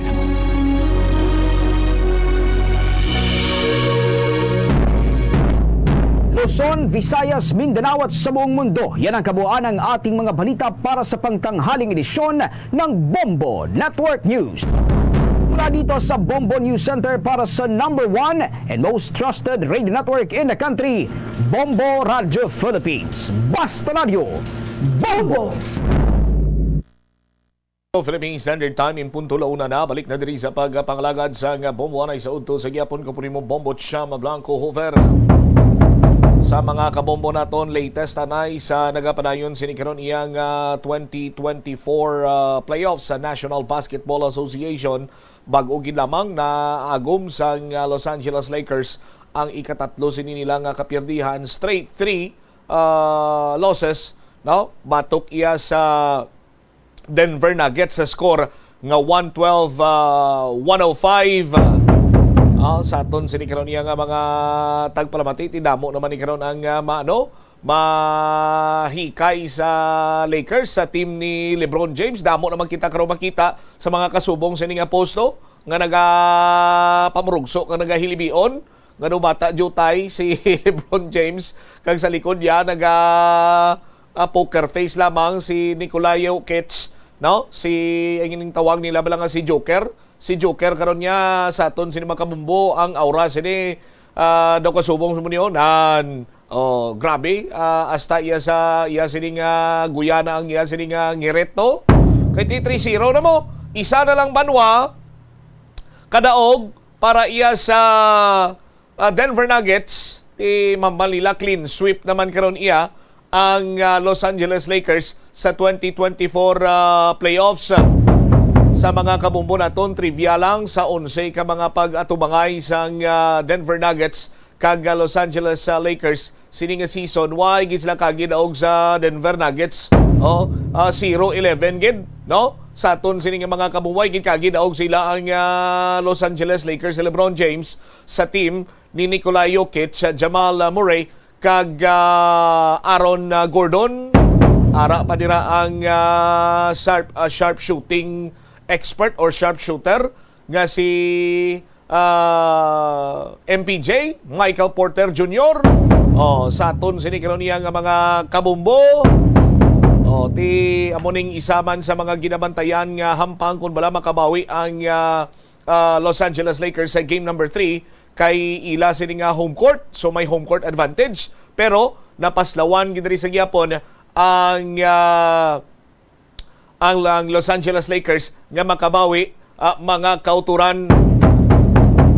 Ang latest subong sa aton sini nga mga tagpalamati sa Western Conference, no? Nagatubangay ang Oklahoma City Thunder kag ang New Orleans Pelicans 2-0 man, no? Ang nagapanguna diri amo ang OKC or ang Oklahoma City Thunder. Ayawan sila kay SGA, no? Kay Shai Hillius Alexander. Sinong ano naman ang timbang, hindi man sila nga timbang ang teammate nga mambaka karon nga timbang sa sulod balay na iya bubumil, di ba? No, dumduman ko na sa una may liga sa barangay namon. Sila nga kwaon tabla si amo sinyo para may timbang ang aton sila nga star player. Timbang ano ka bulay sa anyway, ara dira si Chet Holmgren sa aton sini nga mga kabumbo ti sa New Orleans sa Pelicans. Hindi man ni makwako kay bakod man ara man si Zion Williamson. Pero why sila katantan sa kay SGA next amo ang Los Angeles Clippers kag Dallas Mavericks. Arya mambal naton fight gini silang duwa, timbanganay gini silang duwa kon baga. No, kay hindi man niya basta-basta nga magpalutos lamang si Luka Doncic kag si Kyrie Irving diri banwa. Amo man niya sa bahin sa Los Angeles Clippers. Hindi man niya pag basta-basta lang ipabarbasan ni ni James Harden nga sini nga bungot para lamang nga malutos. Ang karawkaw nga ni Kawhi Leonard, no? Kag ang mag-init si Papapi si Paul George. Hindi man lama sagang na. Pero pananglitan gani nga mag-umpisa na ang ginatawag sinini nga Luka Magic. Pramalason man ang Los Angeles Clippers sa aton sini nga mga kabumbo. Sa bay naman karon sa Timberwolves, Minnesota Timberwolves kag Phoenix Suns 2-0 na diri ang series manual. 2-0 na diri ang series, no? Kinutot sang subay. Nga kinutot sang subay ang mga players sang Phoenix Suns kay ti ang star player sang Minnesota Timberwolves amo si Anthony Edwards. Sa aton sini nga mga kabumbo nga 2 to 3 years from now ginakabig siya nga mangin greatest basketball player kuno sang iyaman sini nga henerasyon. Sa bahin niya sa nga Phoenix Suns ba kabakod man sang lineup sini nila pero buta nga ginto 0 sila sa nga Minnesota Timberwolves. Sa aton sini mga kabumbo ara dira si KD, si Kevin Durant, ara man dira si Brooks, sino nga nila? Nalipat ko sa first name niya. Ang number 1 lang nilang. Tanda, tumira na bla. Sa aton sini nga mga kabumbo. Sino pa yung mga kupdanan dira sa bahin karon sa Phoenix Suns? Si Bradley Beal. Ara man dira mga veterano sini nga mga players. Sa aton sini nga mga kabumbo. Pero lama sila sa mga bataon sini nga bataon Booker, Devon Booker. Sa to Devin Booker, mga Devon Booker ako niyang ginapangwakal. Di mayo pa si Chris Lugo. So lado yang players ng Phoenix Suns matsyag ko mo ginigurong idol mo Phoenix Suns mo. Pero ang bet ko diri sa bahin sang Western Conference or sa Western Division ang ako niya team OKC Oklahoma City Thunder kuya, tapos Clippers kag Mavericks. Pas lang ko anay kay si Kevin Durant ni isa sa mga idolo ko ni, tapos sa Timberwolves sa Mavericks to si Luka nanamian mo ko siya. Sa Timberwolves Timberwolves ara dira si Anthony Edwards, no, mayo bata pa ulago ni. Sa Nuggets kag sa Lakers, bailan nanay si Tatay Lebron. si Tatang bailan na sanay do lang ginang iya si Timaw. Sa Eastern Conference, sa aton sini mga kabombo, tied karon ng series sa tunga sa Boston Celtics, no? ginabugusan nanday Jason Tatum, Jaylen Brown, no, kontra naman iya sa Miami Heat nga kung sa diin TY si Jimmy Butler kay injured. Pero nagkontrobersyal pa niyang game number 2 kay kabalo ko mo banwa nga sang pagsugod sang hampang si Shaquille O'Neal naghatag sang iya sining prediction nga Miami by 10. Makambasa Miami by 10, manaw ko nung Miami Heat, kagabansi na pulo, kapuntos.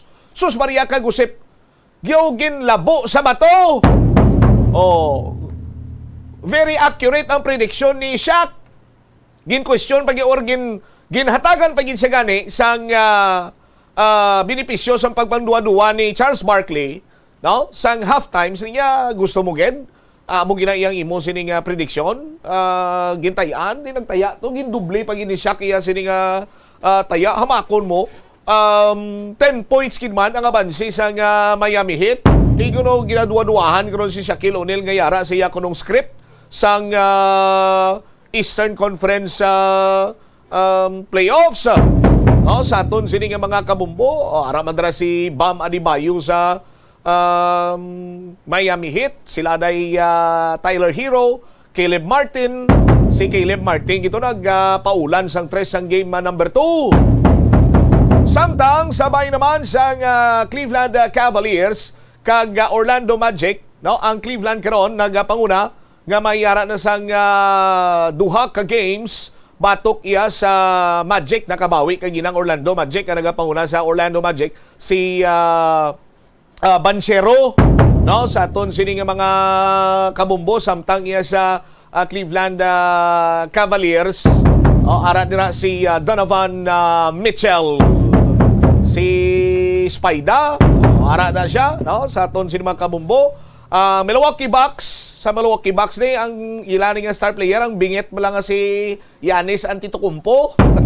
Bingit nga player. Kag sa Pacers, sa Pacers dira isa man sa mga rising star karon sa aton sini nga mga tagpalamati. Galingin na nalipat ako sang sini nga pangalan Mumbo Umel si ano ganin ang basta nalipat ko. Sus Maria kagusip po. Ini ginang ko bi fans ang Pacers mo, madumduman ko lang yung nagtatak sa pamisaron sa Pacers ya, mga baka Indiana Pacers ang una, mga way back 90s, ti Reggie Miller sa aton sinima kabumbo. Pero may rising star sila, nga na mo man nag-uyat kung nag-abaga sa Indiana Pacers series tied karon sa aton sinima kabumbo. Kag New York Knicks kontra 76 Philadelphia 76ers.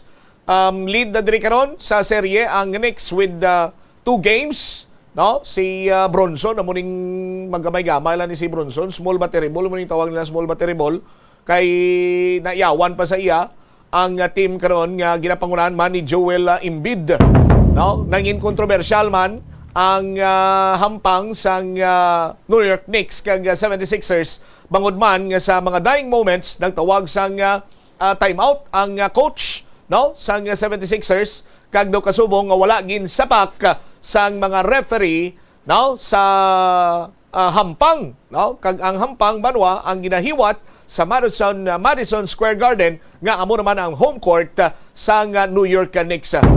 Di malantayan pa niya kung ano ang mga masunod sini nga mga hitabo diri banwa sa nagabalayan karon nga 2024 playoffs both sa Eastern and the Western Division. 11 minutos na nakaligad sa takna sining launa diri sa pagpangalagad sa bombohanay sa udto sa DYFM Bombo Radyo Iloilo. Standby sa kay Bombo Angel Tan. Si House Speaker Martin Romualdez may tip para sa mga Ilonggo representative.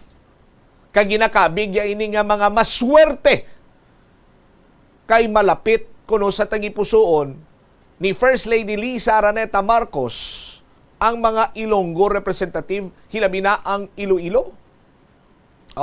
Sa aton sinimatag palamati. Although ging clarify ni Speaker Romualdez, inyati palariho man ang pagtrato sa ila ni First Lady Lisa, but may edge kanya kuno ang mga Ilonggo representative kag mga pumuluyo man diri sa syudad kag probinsya sa Iloilo. Igani tip na ini ni Speaker Romualdez sa mga Ilonggo representative kung sino ang tawo nga palapitan pananglitan, no, nga mayara sang hinyoon or may iduso para sa mga proyekto kag kayuhan diri sa Iloilo. Jel, sa report please come in.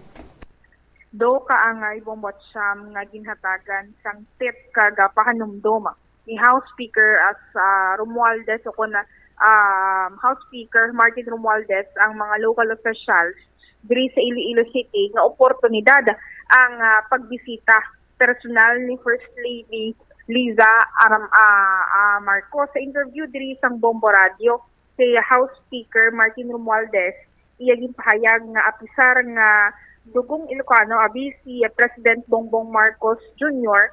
TCFL o kun si First Lady Liza Marcos iya Bombot Cham nagagawa diri nga importante para sa iya ang mga Ilonggo kag makabig nga special weapon kay ari diri si First Lady kagation na ini para sa mga local officials nga istoryahon ini siya mapaproyekto man o kung ano diri ang paghahingion nila balabong botsyap, especially sa mga projects diri sa Iloilo City para sa dugang development para sa syudad.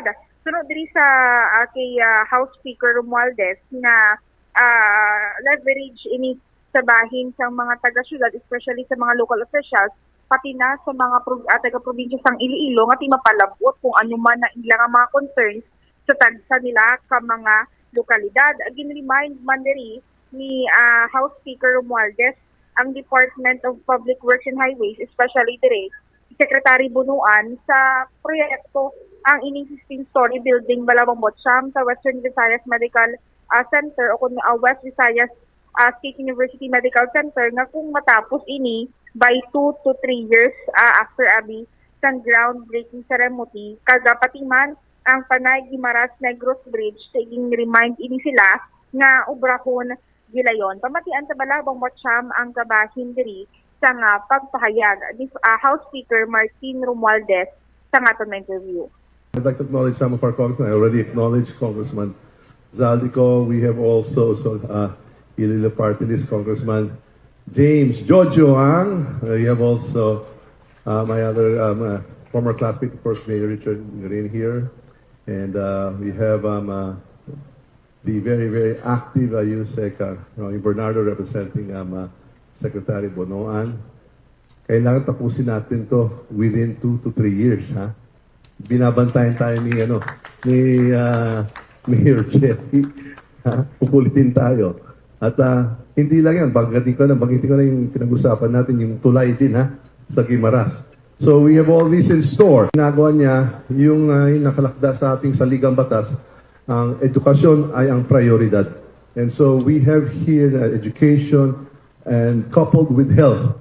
Nakikita po natin sa explanation, this project actually is being undertaken not necessarily from the Department of Health, but also with the CHED. That's why we have to tap the budget and maybe augment it so that this initiative alongside the others will be very, very much supported. That is why we actually go out. The congressmen try to go out because every day in and day out, after passing the budget, this is part of our oversight functions. We want to make sure dapat malaman natin kung maayos ang pagbaba ng ating budget, ang resources ng gobyerno sa itong mga initiatives. Kaya nagpapasalamat ako na parating sumasama sa atin dito ang ating mga kongresista kasi teamwork talaga to. And it is all because of the direction set by our President Ferdinand R. Marcos Jr. And I know you Ilonggos should be happy because the President is very, very, very fair, egalitarian niya, pero yung mga Ilonggos yata, ayaw ni ni First Lady na may favoritism, pero may salita din, may primus inter pares, first among equals. Ang ating mahal na Pangulo, Ilocano yan. But you have to remember, He's an Ilonggo by choice kasi kinasal niya si Ma'am. Kaya may special weapon kayo. So, pagsamantala mo na lang, parati pag nandito si Ma'am, kausapin mo siya. Kasi malakas talaga yan. Pasensyahan lang, pero yan ang mga secrets ng sigurado alam mo naman. But it definitely works because indeed, Iloilo being the historical center of the Philippines, you all know that, the historical importance and vitality it brings today, it must be supported. We recognize your history, we see your present, and we know that you have the future of the Philippines well in hand, and that's why we are all here for you, and we'd like to thank all of the stakeholders, all of you notable Ilonggos. Bombo Angel? Bombo Cham na batian sa mga kabombo naton si House Speaker Martin Romualdez. All right. Ini si Bombo Angel Pichuliertan para sa the number 1 and most trusted radio network in the country, ang Bombo Radio Philippines. Basta radio, Bombo. Salamat gid na Bombo Angel Tan. So, kung basihan ta in terms of possible project or mga kayuhan, kay nagaprangka ang House Speaker, pakaisa mismo sa presidente nga malapit ang mga representative or Ilonggo representative sa kay First Lady Liza Araneta Marcos. So, do may edge siya ang mga Ilonggo dire kung baga, sa aton sinimatag palamati, pero paano nila ina ma-materialize ti kung masami kuno nga nagakadto diri si First Lady Liza Araneta Marcos, hindi gid nila pag i-miss ang opportunity nga makapangonsulta, makaistorya, kag makahuruhutik-hutik man dira sa kung anong ila siniluyag nga ihutik para lamang sa kayuhan sang mga pumuluyo kag kabaypay ninyo paghutik dira kuno mga interes niyo ha.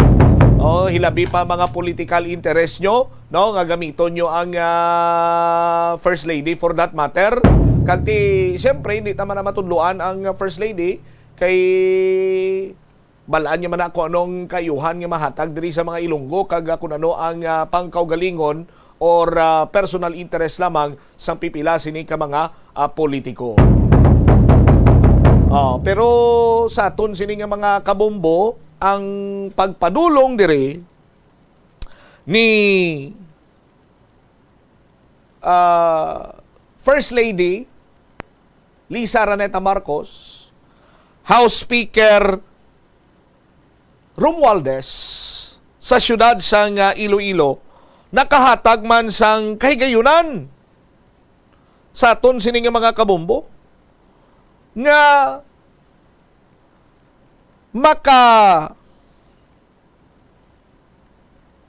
kitanay ang pipila ka mga opisyales naton diri sa syudad. We all know nga sang second week, sang April, I think, no? Patod nga nagbulagay na as magkaalyado or magkaupod, magkapartido sa isa iya ka grupo abi si Mayor Jerry Treñas kag Congresswoman Jam Baronda, no? Sa aton sini makabombo. May isa kita ka laragway nga makahambal abi nga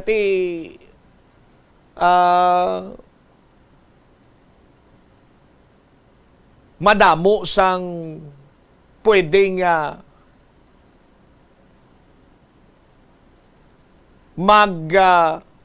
guwa sining istorya, pero sa aton sining mga kabombo, maayo nga makita nga apisar sang mga diferensyanay sa politika, makita ta nga ang aton sining mga opisyales maayo sa gyapon ang pagtinamdanay. Aryo, Mayor Jerry Treñas, beso-beso with Lone District Congresswoman Jam Baronda sa atubang ni House Speaker Ferdinand Martin Romualdez and Uswag Ilonggo Representative James Jojo Ang. Amo man kagapon ang kaygayunan nga nakaistoryanay sanday Congressman Ang and Congresswoman Baronda. Kaya there was a time na interview ta si Kung Jojo nga sinya way pas nakaistoryanay ni Kong Jam tinggapon kuno nakaistoryanay gis lang nga duwa. Mayo pagani ang pag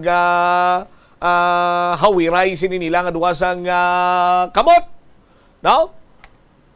Ever since nga nagbuya or nag-declare si Mayor Jerry Treñas nga ang tie siya with Congresswoman Jam Baronda is over, no? Sa atun sini mga kabombo. Waita naman nakita sila nga nag-updanay sa isa ka event. Kagapon lamang banwa.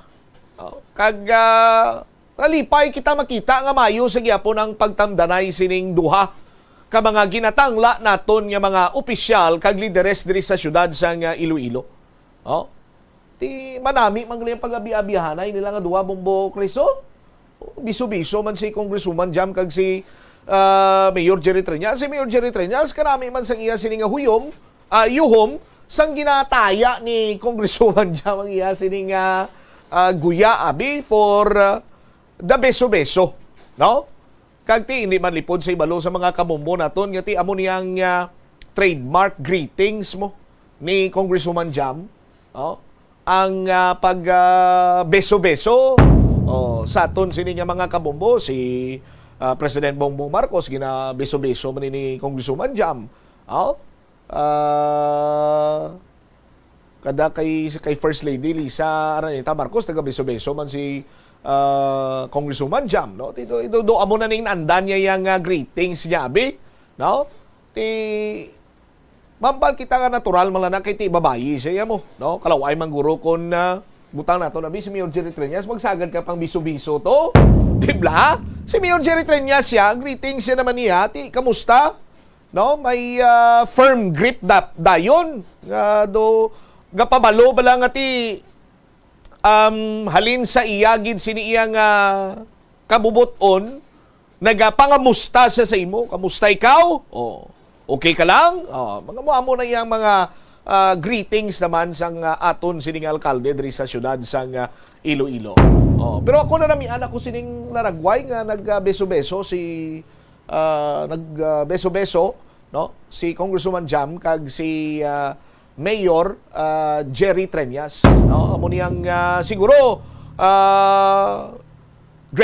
greatest picture ever of 2024 kung matabo ang amo sining laragwayo, no? Sa aton sining mga kabombo, no? Nga gin-share man diri sa aton sang pila ka mga kaupdanan naton sa mahin karon iya sang event nga ara man dito, no? Kag tiamo ning event, although ang event sa aton sining mga kabombo, no? Luyag ko lang i-point out man gali sa aton sinimatag palamati, no? Nga ang event correct me if I'm wrong, kay duduwain isang invitation mo para sa mga local media, no? Kabalo ka mo ever since ang presidential management staff, kung nagapamati ka man First Lady Lisa Araneta Marcos, and siguro kay hindi ka man Ilonggo, kay taga Capiz ikaw, no? Ever since Madam First Lady, ang PMS ang trato sa PMS diri sa mga media sa Iloilo, sa probinsya, mga second-class citizen, no? May mga media kuno to yang ginapang tabog kagapon, hindi pwede ka kuha sa laragway lilintukin siya, no? Titani kung magamo sina, kamo-kamo na lang to Buisit nga, kainit mo. Sa liwat kung magpa-event ka mo, kag hindi pwede na media, hindi ka mo mang-imbitar, kag kung may mga imbitasyon ganito, iyatagan nyo man, i-brief nyo man ang media bala, kung din lang kutob, kung din asta, no? Pero hindi iya nga pang tabugon nyo to. Sa aton sino makabumbo, kayong presidential management staff ginyo, ang mga buwisit nila nyo, ang buta, kung ano gining ginakaon nila, plaryom lang tagkaon sa nga, bugas nga taga 61 ang kilo, pay. No? Do sila nyo do, Tagalog, ilang ang Ilonggo, hindi prinsyana, ita. Magtalang mo sa Iloilo, di pinangtikwang ta mo sa Iloilo River karon. Why joke ko lang na iya. Ang gangga lang na iya sang mga Ilonggo sa inyo. Hindi niya matuod. Pero next time, kay ang mga bisita diri kag ang nagapatigayon sa event, mga government official, sa aton sini nga mga tagpalamati, siyempre ginakalipay kag bugal man sa mga taga-syudad sa Iloilo, hilabi pa iya karon sa bahin karon sa mga katapo sa media kung ano man ang mga information dira, good news nga luyag naton ipalabot sa aton sini nga mga kabombo, no? Di palabot naton gilayon, hindi nga nagatrabaho man lang kita tapos mang tabog kamo inyo ya. Sa sunod kung kamo lang to bra kamo GC, na para kamo lang yak baluda group chat sa aton sini matagpalamati ang i-cordon nyo bla, butangan nyo ka plastic. Ang bilog area, putson nyo, no? Sang plastic, burun-burunan nyo ka mga plastic. Kay total, ang mga tao sa sulod, mga plastic na tanan. Dan! Muna! Kung mag-event ka mo di what? Lilin tokens ka mo. Sa aton sinimatag palamati. 28 minutos na nakaligad sa takna sininga launa. Sa aton sininga pagpanumbalik ka banwa, dugang ang mga balita kag impormasyon. Si Congressman Jojo ang ginasagad kuno to ka kaingganyo sa mga taga Kalibo nga didto magdalagang kongresista ay pahimuyong diya si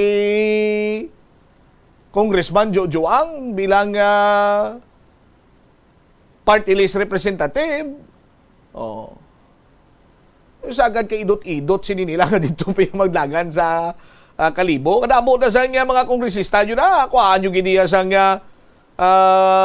isa sa mga performing representative ang Iloilo.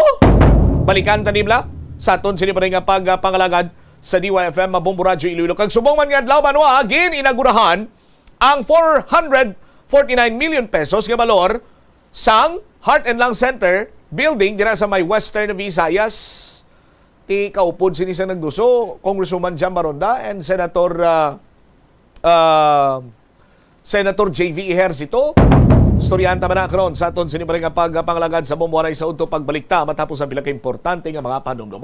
The Farmers Bazaar, your traditional public market with the touch of Plazuela Dos, ang isa ka lugar nga gintukod sa tion kag sa kasagsagan sa COVID-19 pandemic nga may tinutuyo nga maghatag sa imo sang safe marketing experience. Subong nga ang COVID-19 hindi na gid man dako nga pamahog kag nagapakadto na kita sa next normal. Rest assured nga ang Farmers Bazaar will further evolve agud nga magpadayon sa paghatag sa inyo sing satisfying marketing experience. The Farmers Bazaar sa lower level tara na pahamtang ang fish, poultry kag meat section para naman sa inyo mga kinahanglanon nga prutas, utang kag iban pa, magbisita sa upper level pinaagi sa paggamit sa hagdanan o kon sa pagkadto direkta sa parking lot. The Farmers Bazaar, your traditional public market with the touch of Plazuela Dos.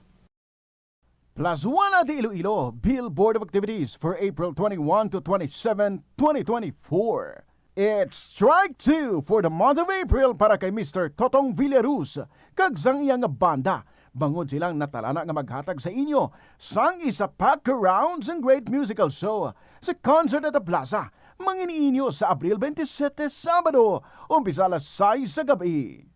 Sa tion sa musical show, napuro ka mga matahom nga Plazuela de Iloilo Mags kag iban pa ang igaparapol sa mga suki sang Plazuela de Iloilo. Sa Abril 28, Domingo, ginaagdang tanan nga mangin kabahin sang Eucharistic celebration nga paghahiwaton sa La Tolda sa mga adlaw alas 11 sang aga. Sa tion sang misa, ipangamuyo naton sa Ginoo nga tagan nga kita sang grasya nga makitaan ang kahulugan sang pag-antos. Ngang pag-antos hindi magtulod sa aton palayo sa Ginoo, kundi nga magduso sa aton nga magparapit pagid sa iya. Plazuela de Iloilo, we remain to be one with you in a common hope for a better community and a progressive country in 2024. Wala sang adlaw nga ginapili ang mga aksidente. Gani ari ang mga tips nga dapat tandaan sa tion nga nagamaneho. Una, regular nga i-check ang kondisyon sa salakyan, lakip diri ang tire pressure, bastante nga oil kag brake fluid, kag ang side mirror ang dapat nga yara sa insakto nga anggulo. Siguraduhon nga hugot pa ang mga breakers kag matinlo ang air filter. Ikaduha, mag-seatbelt apisar malapit lang ang kaduan. Ikatatlo, Mag-signal sa tion nga nagaliko. I-on ang signal light kung ikaw ang yara sa ginabanta 300 katapaka halin sa imo likuan. Ini nga pahanumdom ang ginadulong sa imo sang the number 1 and most trusted radio network in the country, Bombo Radio Philippines. Basta Radio! Bombo! Hindi man malain ang mag-loan, ilabi na kun major ang imo balaklon. Kaangay abis ang balay o kun salakyan nga kinahanglanon mo gid. Apang panugyan bala sa mga eksperto, kun dako gid ang imo baklon, ang cash gihapon ang best, safest kag cheapest nga option. Kun cash ang imo gamiton, malikawan mo ang interest kag sampaw-sampaw nga utang nga masami naga-require pa sang binulan o kun tinuig antes mo mabayaran. Apang paminsara nga kung ikaw may sinuptan sa bangko, mahimo pa ini makatipon sang interest nga mahimo mo bukadon sa tion sang purchase. Ini nga pahanumdom ang ginadulong sa imo sang the number 1 and most trusted radio network in the country, Bombo Radio Philippines. Basta Radio! Bombo!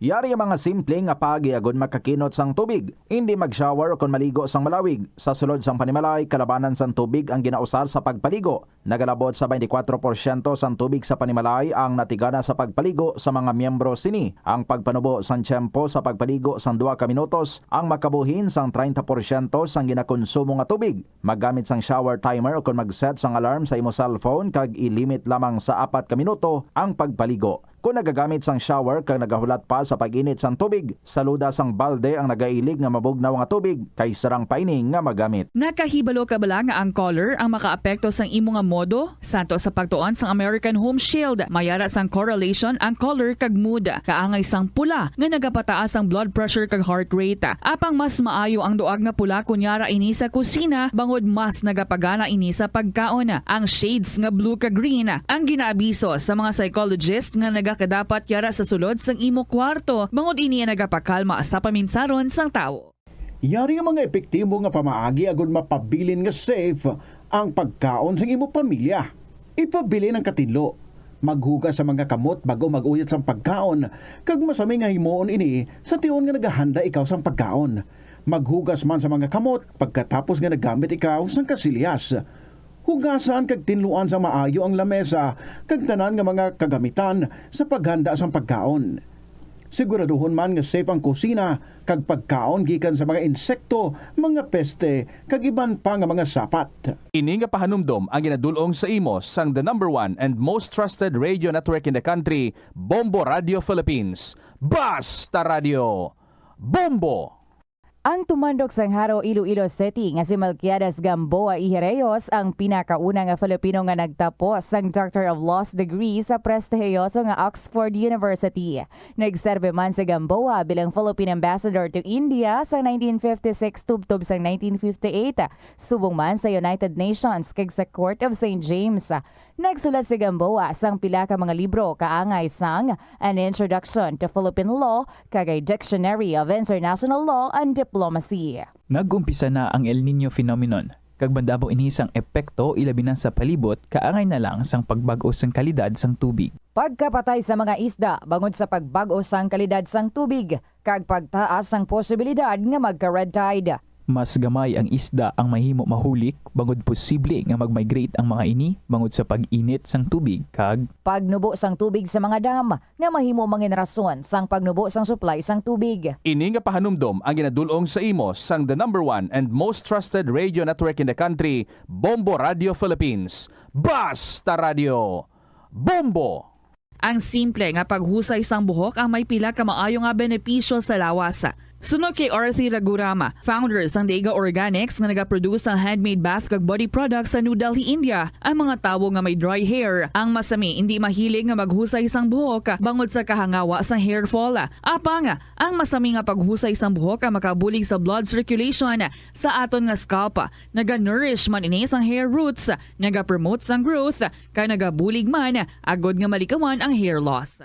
Sa aroma kag soothing feeling sa pag-inom sang tea, ang rason sang kadamaan nga paborito nga imnon ang tea. Sunod kay Ansley Hill, registered dietitian sa Western Oregon sa Estados Unidos, ang mas sobra 3-4 katasa nga pag-inom sang tea sa isa ka adlaw ang makadala sang hindi maayong epekto sa lawas. Kinahanglan nga moderate intake lang sa tanan nga ilimnon agod ma-achieve ang healthy living. Mas nanamian bala ikaw magtuon sa balay ipaanggid sa eskwelahan nga madamo ang tawo?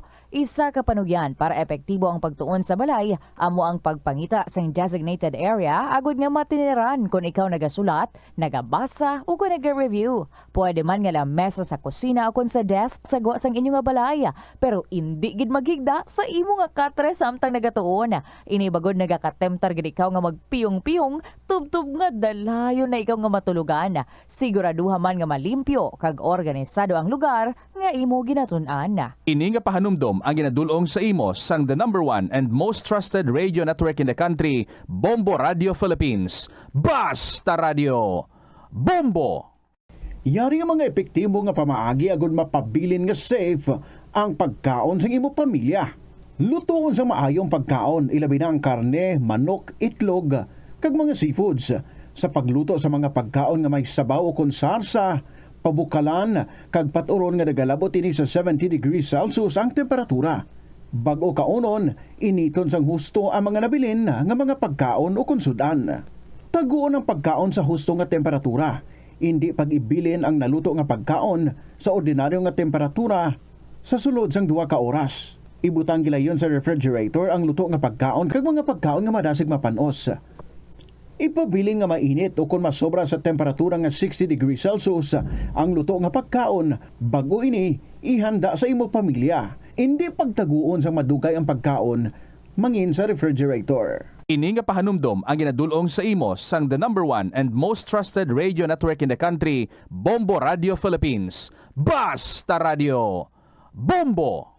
Ang Ilonggo nga si Eugenio Eugene Torre amo ang una nga Filipino nga nakaangkon sang titulo nga chess grandmaster matapos siya ang nagdaog sang silver medal sa ginhiwat nga 21st Chess Olympiad sa Nice, France sang 1974.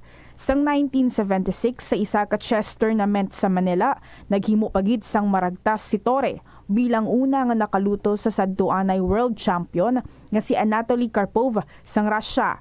Si Torre ang nangin malapit man nga abyan sang American chess grandmaster nga si Bobby Fischer. Natawo si Torre sa Iloilo City sadtong November 4, 1951.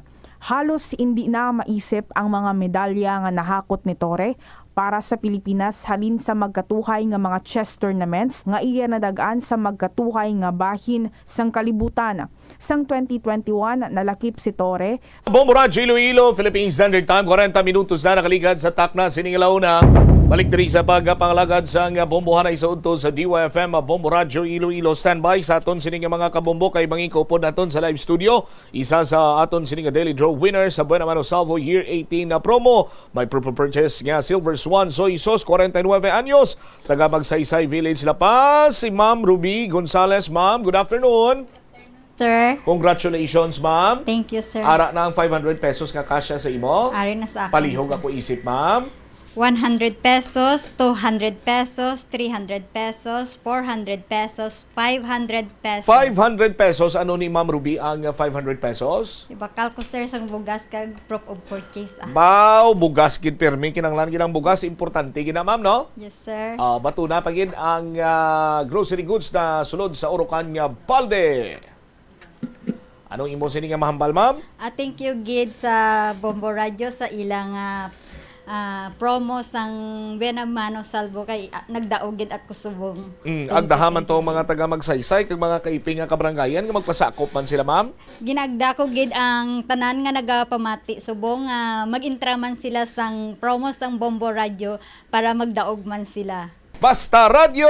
Basta Radio Bombo! Star FM! Star FM, it's all for you. Alright, congratulations sa liwat Ma'am Ruby Gonzales ang Magsaysay Village, ang proof of purchase Silver Swan Soy Sauce. Kung may nag-claim sang iya sining nga prize nga nagahulat na diri sa iya sa stasyon sa Bombo Radio, may pagalawagon pagid kita nga winner man naton sa Daily Draw. Buena Mano Salvo Year 18 ng Bombo Radio at Star FM. Narito na ang isang nanalo ng 500 pesos in cash at gift pack ngayong araw. Atensyon sa mga taga-barangay Halawod Sur Saraga, Iloilo. Magagikan din ang aton sining winner, edad 66 anyos, proof of purchase, Casino Ethyl Alcohol. Casino Ethyl Alcohol ang proof of purchase, 66 years old. Taga Barangay Halawod Sur, Saraga, Iloilo. Congratulations, Edna Sevilla. Edna Sevilla, Gidlaw, ikaw ni Bobo Cham, 42 minutos sa kaligad sa tak ng alauna. May 24 oras ikaw sa pag-claim sa imo sining premyo nga nagahulat na diri sa imo. 500 pesos ka cash plus 500 pesos ka balor sa gift pack kag orokan nga balde. Sa liwat, congratulations Edna Sevilla sa Halawod Sur, Saraga, Iloilo. May proof of purchase nga Casino Ethyl Alcohol. Aton sini nga FD representative nagtambong gid sa ginpanigang nga daily draw para mapasiguro nga wala sang daya wala ko sang hukus-pukus. Ang aton sini nga daily draw ang nagtambong nga FD representative si Ma'am Crystal Jane Laison. 43 minutos na nakaligad sa takna sini nga launa. Sinong nag-inganyo gid sa kay Congressman Jojo ang magpadalagan, Congressman ya dito sa may Kalibo? Representative na or party list representative na siya kag madamo naman siya sang nabuligan kag mayo maganing performance niya. Gusto nila kwaon magidriya sa ton. Momolin sa report, please come in. Kinako bombot sam ni Uswag Ilonggo Party List Representative Jojo Ang ginatanyagan siya sang mga politiko man dito sa may bahin sang probinsya sang Aklan nga magpadalagan bilang congressman. Ti pahayag dari ni Congressman Jojo Ang sa aton siya napakikangutan, may ara man siya sa mga himata no kag ti may roots man siya dito sa may Kalibo Aklan kag mainganyo siya ginambalan siya to sa mga politiko nga ti basi uyo niya nga magpadalagan as congressman sa nasambit nga lugar. Pero ti nagpanindugan si Congressman Ang hindi ina matabo kun uyon niya lang.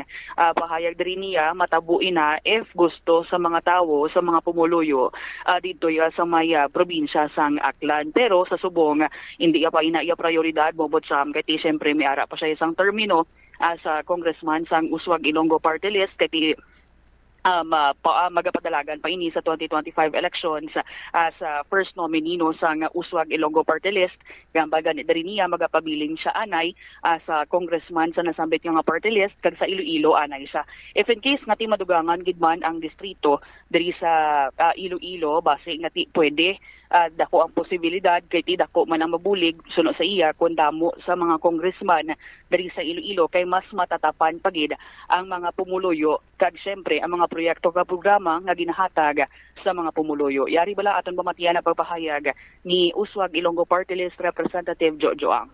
Kung babatian na siguro ninyo ang ginambal mo ang sa probinsya sang Aklan. Diba? Sa probinsya sang Aklan, gusto ina nga ginakonbinser gid ako didto sa mga lideres naton kay man ang akon nga may roots ako sa Kalibo Aklan. Ang akon mamaya is dire sa Iloilo pero may roots ako dito sa Kalibo Aklan. Gusto ina nga ginaano ako nila dito, gina-convince nila nga kung pwede nga dito o kung basi uyon ko. So akon sabat hindi ina siya matabo kung uyon na kun. Depende ina iya sa mga leader o sa pumuluyo. Kung gusto nila, minsar kita. Diba? Sa subong, amo nang ba ko may heartbeats in Iloilo pagyapon eh. Pero diri sa Iloilo kung wala may nagatanyag sa imo. Wala man. Wala pa man. Kung may ara sa ulihin na madugang ang distrito natin, mayo man, kung madugangan ang distrito. Balan mo, ang Iloilo, 5 lang ka distrito. Manami kiman tani ni magpito ka distrito. Magpito ka distrito ang Iloilo province, magduha ka distrito ang syudad sang Iloilo, tapos magduha ang Antique, kay man dako ang mabulig kung madamo ang representante nato. Kagamayang imo nga constituent sa politika, kagamayang imo nga baluarte, pero ang pabor sina iya, kay kung gamayang imo nga constituent, mas matalatap mo ni ang mga pumuluyo, mas madamo ka sa mabulikan. Kung sobra ka dako, hindi mo na masarangan. No, mas matalatap mo na siya. Kung dira mo tanawon nga ang gulo, no. Pero depende pa ina siya no kay kinahanglan mo na sa mga konsultasyon sa mga tagsa-tagsa ka mga leader sa tagsa ka distrito nga kung paano ina siya iubrahon, diin ka mabuhin, diin ka madugang, etc. Pero hindi ina priority na to. Kasubong okay man malipay man kita sa ni no.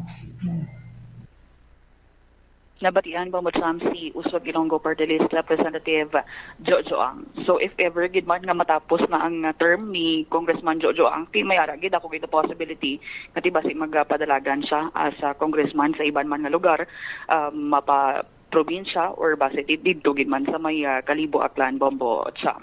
All right. Pero sa subong iya being the representative sa nga party list nga Uswag Ilonggo, ay makita isaway sa kay Congressman na Jojo Ang ito ginahimo yaman tubtob sa katubtuban sa masarangan niya kag sa nasakupan sa iya sining function as the representative or party list representative nga makakontribute man sa kayuhan diri iya sa kayuhan sa mga Ilonggo, particularmente sa bahin sang syudad kag probinsya, Bombolins. Insakto gid Bombot Sam, kay tiyang ining pag-inganyo sa iya kasunod man sa pagpadulong man niya sa may probinsya sa Aklan sa ano man iya maging inaguruhan man nga proyekto dito ya sa ilang nga lugar. Siguro nakita man to sa mga lideres, mga politiko, mga pumuluyo ang ining mga hinimuan man sa nasambit nga congressman bisan diri sa aton sa syudad kag mapaprobinsya sa Iloilo. Madamo man actually kita ta man mga proyekto ag programa nga ginapangunahan diri sa Uswag Ilonggo Party List, Bombot Sam. All right. Ini si Bombo Lindsay Ermitanyo Bade para sa the number 1 and most trusted radio network in the country, Bombo Radio Philippines, Basta Radio. Bombo! Salamat kid da Bombo Lindsay Bade sa imo siniiya nga follow-up report. Diri naman kita, checkeron ta ang balita ni Bombo Hana Andasa kay ginainagurahan na ang 449 million pesos nga balor sang proyekto ining Heart and Lung Center building dira sa may Western Visayas Medical Center. Ara gid itong presensya ni Congresswoman Jam Baronda kag ni Senator JV Ejercito sa pagpamuno man sa nasambitan sining inauguration. Nakahibalo naman, di naman lipod sa ibalo sa mga kabombo naton nga dako gin nga bagay kung mayara iya sang kaugalingon nga Heart and Lung Center diri sa Iloilo kay mas madamo pa gid ang mabuligan sini nga mga kabombo naton. Check ta si Bombohana. Bombohan sa report ta, please come in. Bombot Cham na tigayon na nga mainagurahan ang 449 million pesos nga Heart and Lung Care Center sa Western Visayas Medical Center sa Q. Abeto Street, Mandurriao City, Bombot Cham. Kung sa diin gintambungan man ini sang ni Senator Joseph Victor kung GV Ejercito ni Dr. Abdullah B. Dumama Jr., Dr. Gloria G. Balboa, ang other secretary sa Department of Health, kasi Dr. Adriano P. Subaan, Regional Director sa Department of Health Western Visayas, kag ni Dr. Maria Cristina V. Siwo, kag of course ni Congresswoman of Long District City, si Julian Jamjam Baronda. Kung nasa diin pangunahan ni Senator J.V. Ejercito ang inaugurasyon sa Heart and Lung Care Center, pati naman ang groundbreaking sa tukuron sa Cancer Care Center sa Western Visayas Medical Center. Kaga kumadumduman man nato na Bombotsyam nga si Senator Ejercito ang nagserve nga chairperson mismo sa Senate Committee on Health, kag isa man na sa mga nagduso kaupod ni Congresswoman Jamjam Baronda nga matukod ang pasilidad nga nagatuyo man nga mahatag ang mga espesyal na kinahanglanon medical sa mga Pilipino sa Western Visayas. Isa among Heart and Lung Care Center may mga services kaangay sa cardiovascular care, diagnosis and treatment of heart conditions including nga dira ang coronary artery disease, heart failure, arrhythmias and congenital heart defects. Amo man ang interventional cardiology procedure, ang angioplasty, stenting and cardiac catheterization na Bombotsyam. Amo man ang cardiothoracic surgeries including na ang congenital heart surgery, bypass surgery kag valve repairs. Sa pulmonary care naman iya ang diagnosis and management sang lung diseases kaangay sang asthma, chronic obstructive pulmonary disease o kon COPD, pulmonary fibrosis and lung cancer, kaga pulmonary function testing, mga bronchoscopy and advanced imaging services sa accurate diagnosis, kag ang treatment modalities nga naga-include naman iya sang pulmonary rehabilitation, oxygen therapy and advanced therapies for severe respiratory conditions. Diri sa among inaugurasyon, dako gid ang pasalamat diri ni Senator JV Ejercito nga tinatigayon gid nga mapatindog na ang ginahandom nila ni Congresswoman Jamjam Baronda ang ining Heart and Lung Care Center. Yari bala kay pamatian naton una ang pahayag ni Senator JV Ejercito. So we really have to fast track everything, the acquisition of equipment, the infrastructure, the building of the infrastructure. And also this morning, not only did we inaugurate the Heart and Lung Care Center here in Western Visayas, which will service Panay Island, siguro Negros Island muna, kay wala pa doon. Negros Island, Panay Island. We also, in line with the National Integrated Cancer Control Act, we now had the groundbreaking for the Cancer Center also here in Western Visayas Medical Center. Siguro naman ito ay matutupad because we already have proof that once we dream, we just work on it. Now that we, in 2019, it was just a dream ngayon po ay slowly becoming a reality ng specialty center here in Western Visayas Medical Center. Now that I still have almost 4 years in the Senate, hopefully we can finish that in 4 years. Yung Cancer Center for Western Visayas. Is that okay? Okay sa inyo? At least ito, may 4 years pa ako kayo noong 2019, na-disgrasya ako, na-delay tayo. Pero now there is no more delay. We will work on having a complete specialty center and a cancer center for Western Visayas with the help of everybody present.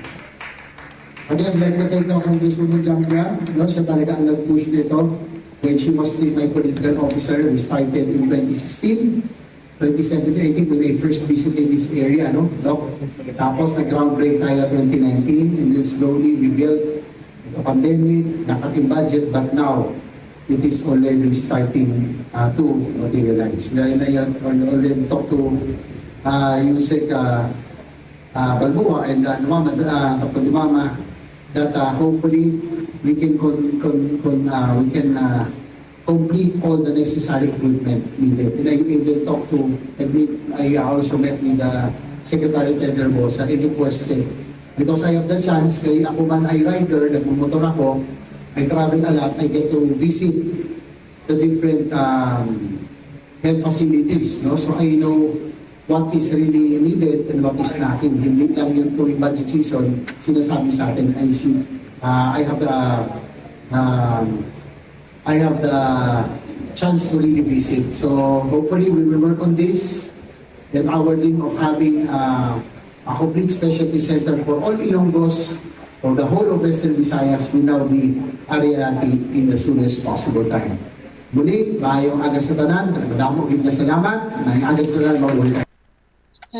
Nabatian ang pahayag ni Senator J.V. Ejercito Bombocham kag kaupod naman diri o kon kaangkot naman diri nga upod man diri sa aktibidad si Iloilo City Lone District Representative Julian Baronda nga isa man ti nga nagpangabay kag nag-asikaso gid sini nga proyekto agud nga matapos kag diri nagpasalig man si Congresswoman Baronda nga padayon nga magapangita sang pondo agud mapataas pagid ang bed capacity sang amo ini nga building kon heart care center kag iman pang kapasidad para sa pagkilanglanon sa mga pasyente. Yari malaki pamatian naton this time si Congresswoman Julian Jamjam Baronda. Nag-upgrade na gid ang Western Visayas Medical Center. Gani palakpakan naton ang aton kaugalingon. I said aton mga kaugalingon because this would not be possible with, of course, our hospital director, Dr. Nicolo, Senator J.V. Ejercito, and Senator Bongo. Because after 2019, the Center chaired 16 to 19 as chairman of the Committee on Health and Senate, si Senator Bongo ang nagbulos sa kay Senator J.V. This is a result of our collaboration and partnership to bring about the better medical facility that is at par with the best hospitals in Iloilo City for the entire Visayas Island.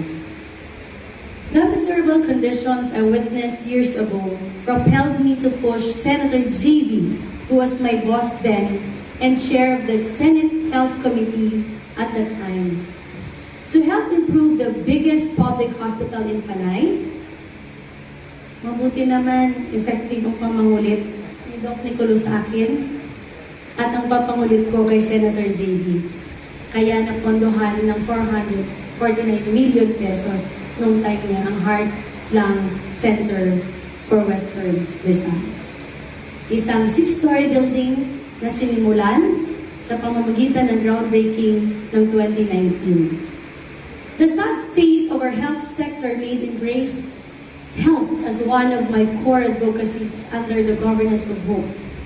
When I elected into office by the Ilonggo people, pushing it further, I realized that who will run the facility when Western lacks the human resource? Kay sadto daw isa ka pasyente, 30 ka nurses. Tama ba? So I filed the bill that has become Republic Act 11496 that increased the bed capacity from 425 to 700. And that will have more bed capacity, more equipment, more doctors, nurses, and hospital staff to serve the people. Not only that, sa nag-text naman sa akin si Dr. Nicolo kung because of the pandemic, kadugay ma-release ang notice of cash allocation. Then I texted right away Secretary Wendell Abisado. Then a month or weeks after, na-release ng notice of cash allocation by Secretary Wendell Abisado. I'd like to thank Dr. Buboy also again and his team for helping us champion this piece of legislation. Because of them, subong, nakahire na kita more than 2,000 na mga employees from medical to nursing staff. So palakpakan natin under this law. Ang ginduso naman subong ni Kong Jamjam ninyo is equipping of the said building. Ginbuligan kita ni Center GB sa kay Secretary Herbosa. Although we fell short in 2024, at least yesterday I was called by the Office of the Speaker that they will be pushing for 200 million this 2025 para sa equipping sa ato nga heart center. I also mentioned to First Lady yesterday that you must visit Western Visayas Medical Center as the tertiary hospital because we really need your help. And she told me next time when she visits Iloilo, inform lang daw siya so that he can pass through the said hospital. Nabatian Bombochong mo si Iloilo City Long District Congresswoman kung Juliana Jamjam Baronda at amo na ang iyang pasalig ngiti sa subong nag-cater sa 700 plus na nga patients kag dugangan pag niya pangitaan pag isang pondo agud ma-increase ang bed capacity sang among Heart and Lung Care Center Bombochong.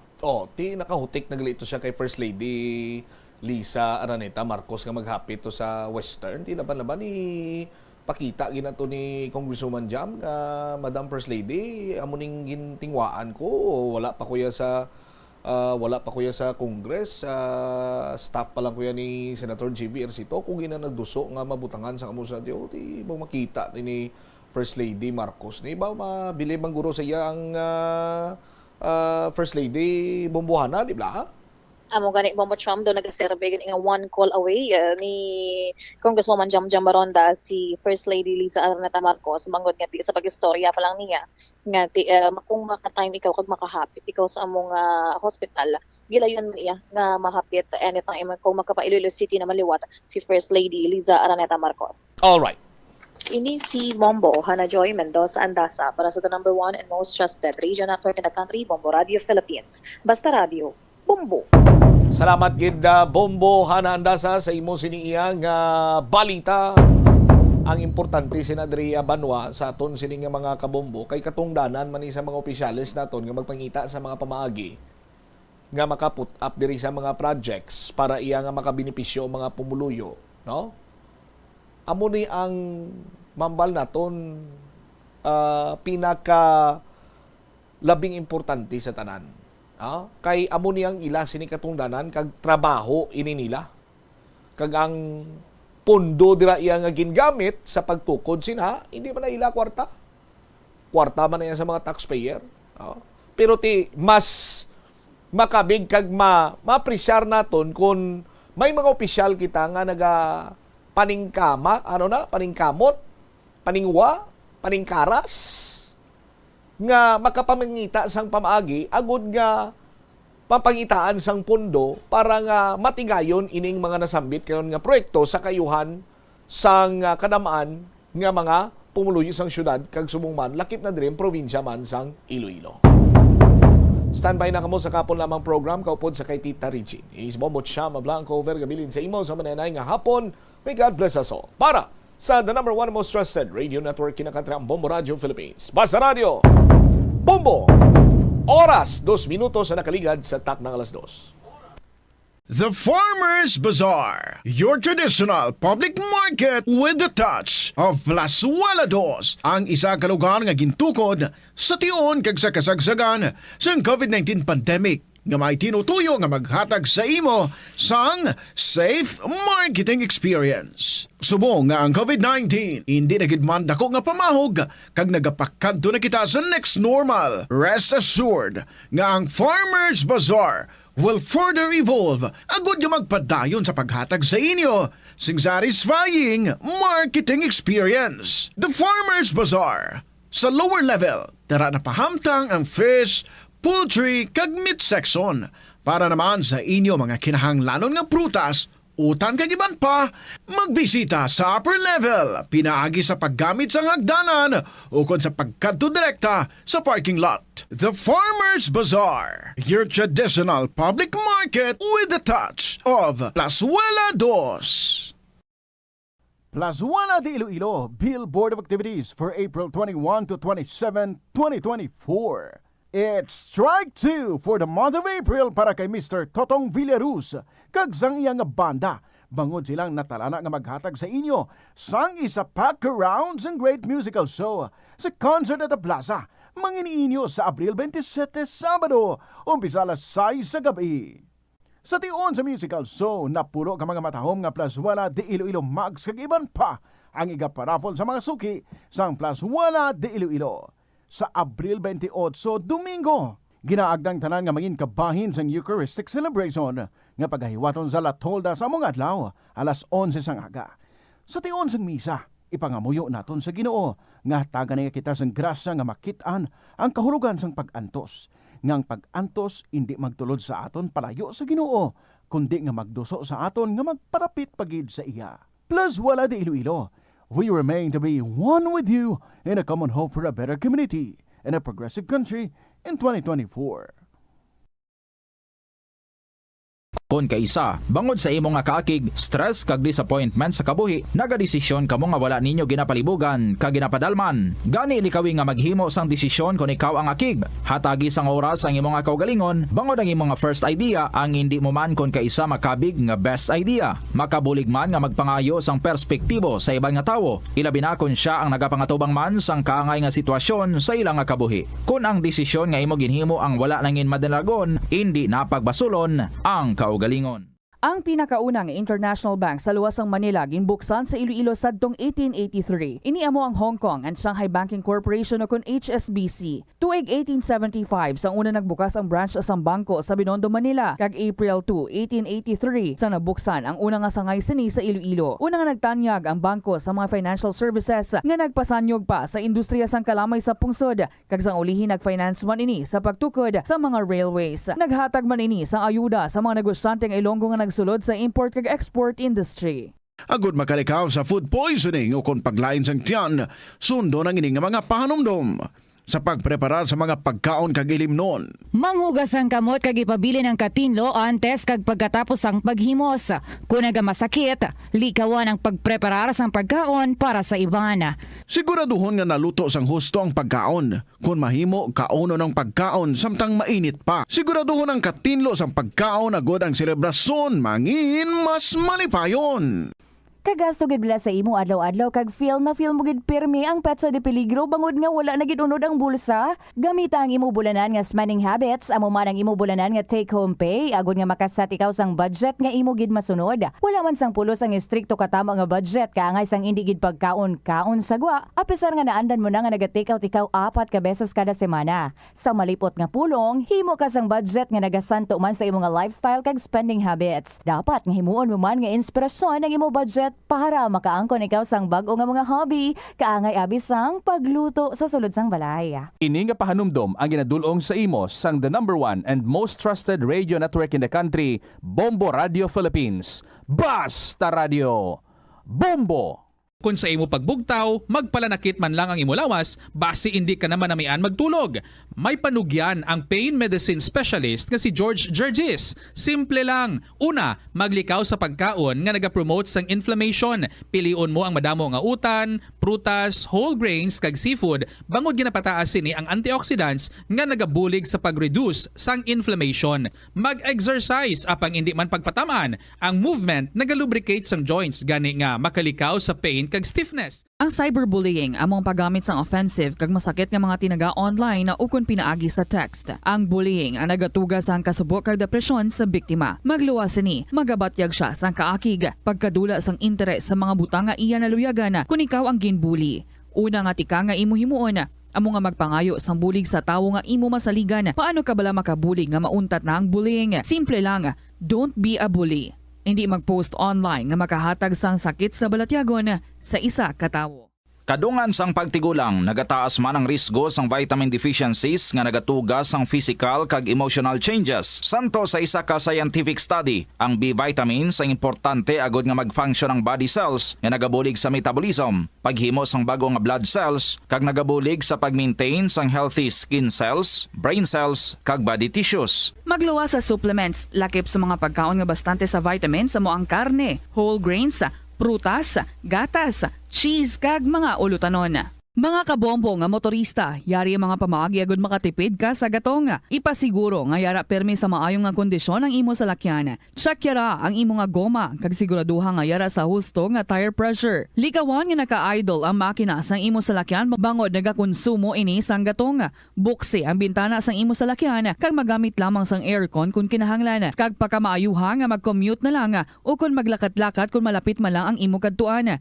Likawan ang aggressive driving kag padalagan ang imo salakyan sa husto lamang nga kadasigon. Paano ipabilin nga matinlo ang ginakaon nga mga prutas kag utan?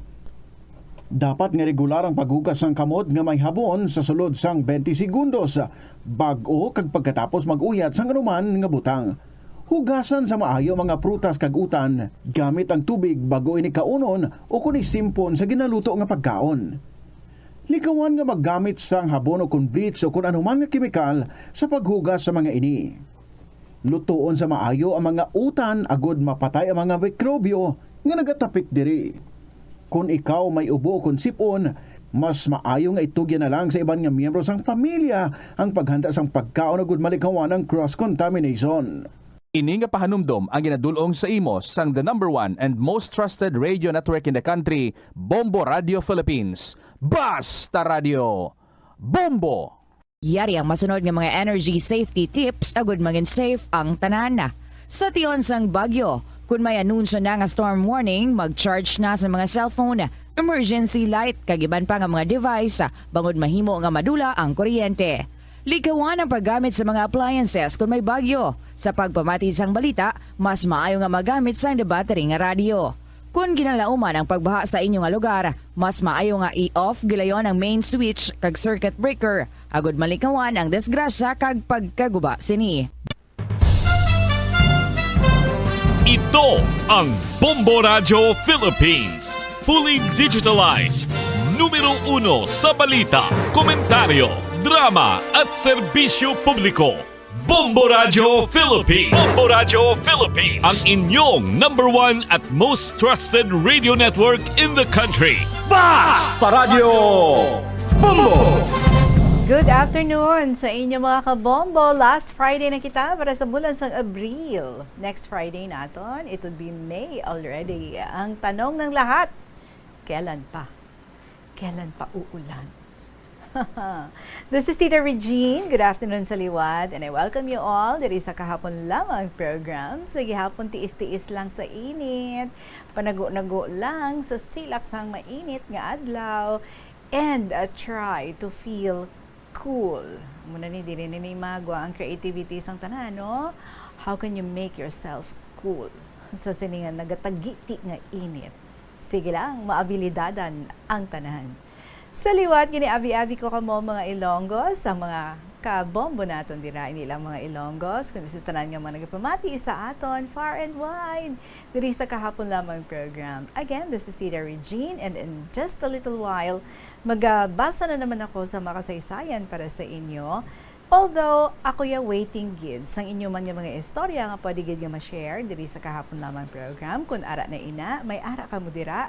Ready na nga i-email. Then, i-email na sa kahapon lamang program, DYFM, Bombo Radio. Hindi, wait lang. I-email sa ating email address, bombo_iloilo@bomboradio.info. And pwede isulat and then ipadala sa kahapon lamang program DYFM, Bombo Radio, Iloilo, Sky City Tower, Mapa Street, Iloilo City. Nagkaka-confuse na si ako. Ano man epekto sa init to sa gwa? Well, anyway, ari na atong ambahanan para sa inyo. Welcome again mga kabombo diri sa KLP. Here's Kimberly De Leon with the song No Batteries Required. Mayong hapon.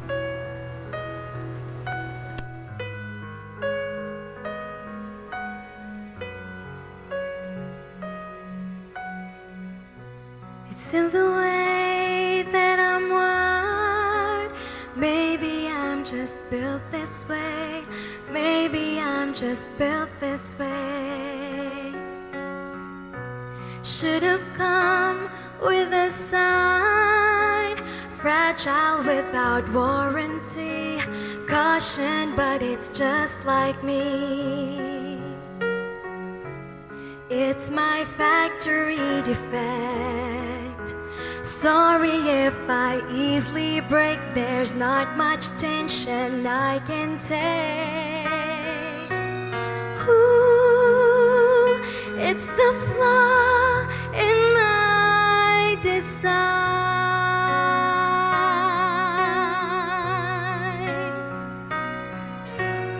Ooh, it's the circuits in my eyes.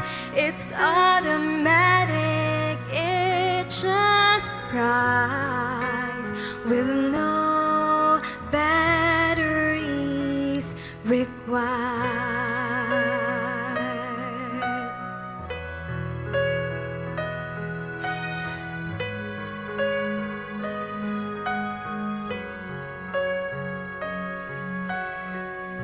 It's in the way they put my parts, installed me my recycled heart, my recycled heart.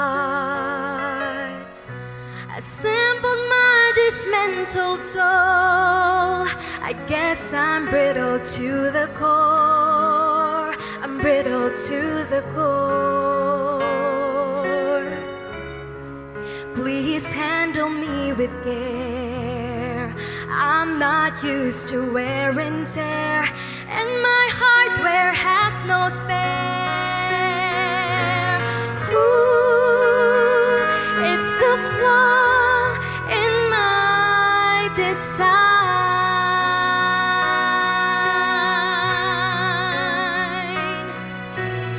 Ooh, it's the circuits in my eyes. It's automatic, it just cries with no batteries required. I wish that my emotions had some buttons that you can turn it off or turn it on. Just flick the switch and the hurt is gone.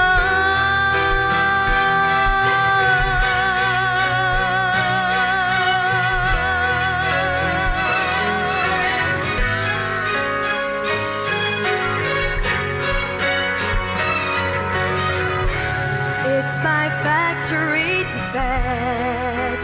Sorry if I easily break. There's not much tension I can take. Ooh, it's the flaw in my design.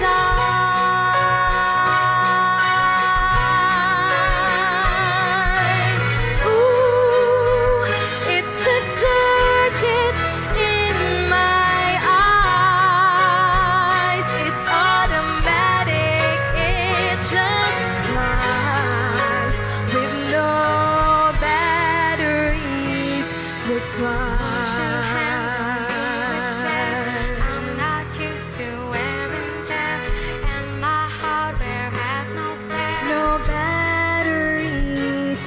Won't you handle me with care? I'm not used to wear and tear, and my hardware has no spare. No batteries required.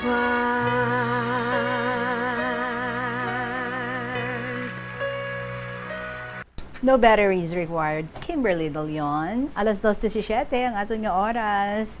Sa mga bagondira nag-join sa aton. Mayong hapon gid sa inyong salamat nga nagdugang kamo sa mga nagaupo diri sa aton this afternoon. Thank you gid. Sige, mabasa na kita aton nga first story. Pasensya gid sa owner sini Manang Doors sa Santa Barbara. Ang request actually April 22 pa. Pasensya gid ha.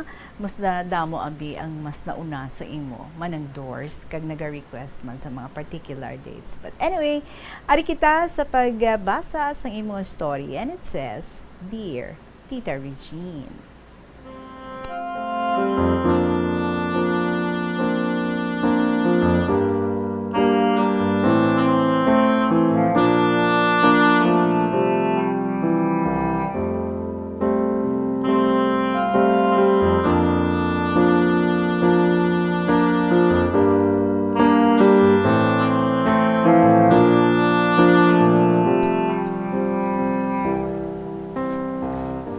Mayong hapon sa imo, kag subong man sa katapos ng KLP, kag sa Bombo Radio, sa tanang nga tagpalamati, maayong hapon sa inyo tanan. Tita part 3 na ini, isang story ni Lid. Okay, si Lid sister niya ni. Okay, may 2 stories kita nga nabasa about her previously. Sige, part 3 na. So, nagsama sila ni Ben, ang amigo sang iya nga bana nga si Mick, kag ninong sang ilang nga anak. Wala naman mahambal ang ugangan ni Lid nga hilaw. At saka imbis ibilin-bilin ni Nick ang iya or ibilin-bilin ni Nick ang iya anak sa iya mami, sa iya na lang kumpare, ginbilin ni Nick ang bata. So nagsama si Ben at Lid bilang mag-asawa, pagpalangga gid kaayo ni Ben ang bata. Halos tunay niya nga anak ang bata.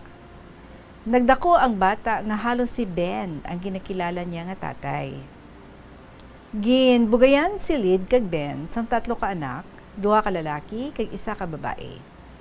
Okay man ang ila ka buhi, hindi man gid mabakal or hindi man gid mabakal ang tanan nga mga bagay nga malahalon, pero kung sa pagkaon, makaon nila ang tanan nga pagkaon nga ila magustuhan. Mabuot si Ben, kag wala gid sa way si Lid sa kay Ben.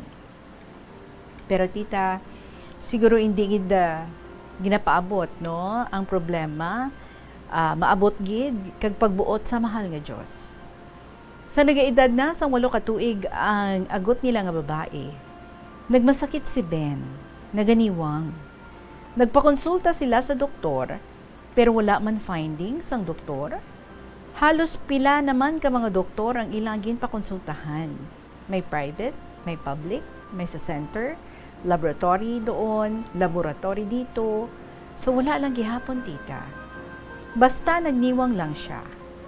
Kadto sa Serwano sa Manila, kundiin may naghambal sa ila nga si Kwan, maayo, sa address nga ini, adto na naman sila dito. Wala lang gihapon. Ang mga bata, ilan na lang ginpabantayan, kay ginasuhulan, basta lang mapabulong si Ben. Bautita, iya gani hakwaton si Ben. Doon nagahakwat lang kuno siya sang karton nga wala unod. Duro gid kuno ka mag-an. Kay man, sa ibabaw sila nagatulog. Kung iya man ini paliguan, ginahakwat niya, kay duro kahinay maglakat. Sang ulihi, sa idalom na lang sila nagatulog, kay kabudlay. Adto naman sila diri sa Iloilo. Dala nila ang mga kabataan kay nanay. Tapos diri sa Iloilo, amo lang gihapon, Serwano. So ano abi, kay agin pabulnga ni Lid sang una, sang magmasakit siya, patay na. Gani, amo lang gihapon, kung sino ang maghambal, nga dala kay mang amuni, talpulano, dala naman ni, dala ato Lid, di ginadalaman ni Lid dito si Ben. So sa magdugay-dugay sila diri, balik naman sila sa Manila. Hambal ni Ben, hindi na ako magpabulong, kapoy na ako. Kagbasi maubos na ang gintago mo, So ano na lang ang gastuhon naton? Hambal ni Lid, bisan maubos ang aton tinago, basta nga mag-ayo ka lang. Manglabada ako kung kinahanglan, basta mag-ayo ka lang, Ben. Pero hindi ni Ben luyag maglakat kundiin, kay kapuy na kuno siya, sang sali kalakat sa kundiin-diin. Hindi na siya magpabulong, pero balik na naman sa doktor. Sa doktor, amo lang gihapon. Duro na gid siya kagamay. Ang butita kaysa ulihi, na-detect sang doktor nga daw cancer sa dugo kuno, daw leukemia. Titita, dugay na. Bago pa lang nabalaan, pero ang butita So nagniwang naging kaayo si Ben. Tulaan na lang kag putson sang panit. Sa ulihi, napatay tita si Ben sa hospital.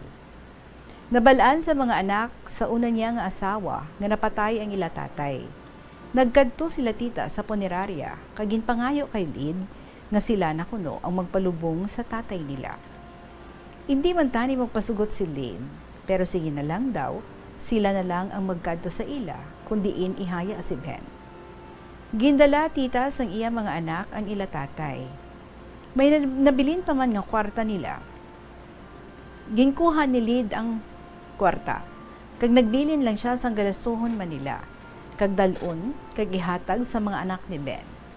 Hindi man tani nila kuhaon, kay hambal nila mas kinahanglan daw ni Lid ang kwarta sa mga anak niya. Kay magagmay pa sila, kag nag-ereskwela pa.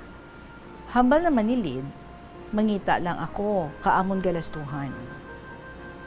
Tapos naman ang mga anak ni Ben, kay nag-aobra na sila. May asawa na gani ang isa. Ginlubong si Ben nga maayo man. Hambal sa mga anak ni Ben, tita, kung may problema ka, huwag kang mahiya na lumapit sa amin. Hambal ni Lid, salamat gid sa inyo. So padayon tita Regine, ang kabuhi ni Lid nga nagaproblema kung ano ang himuon, kung wala na ang kwarta nga nabilin.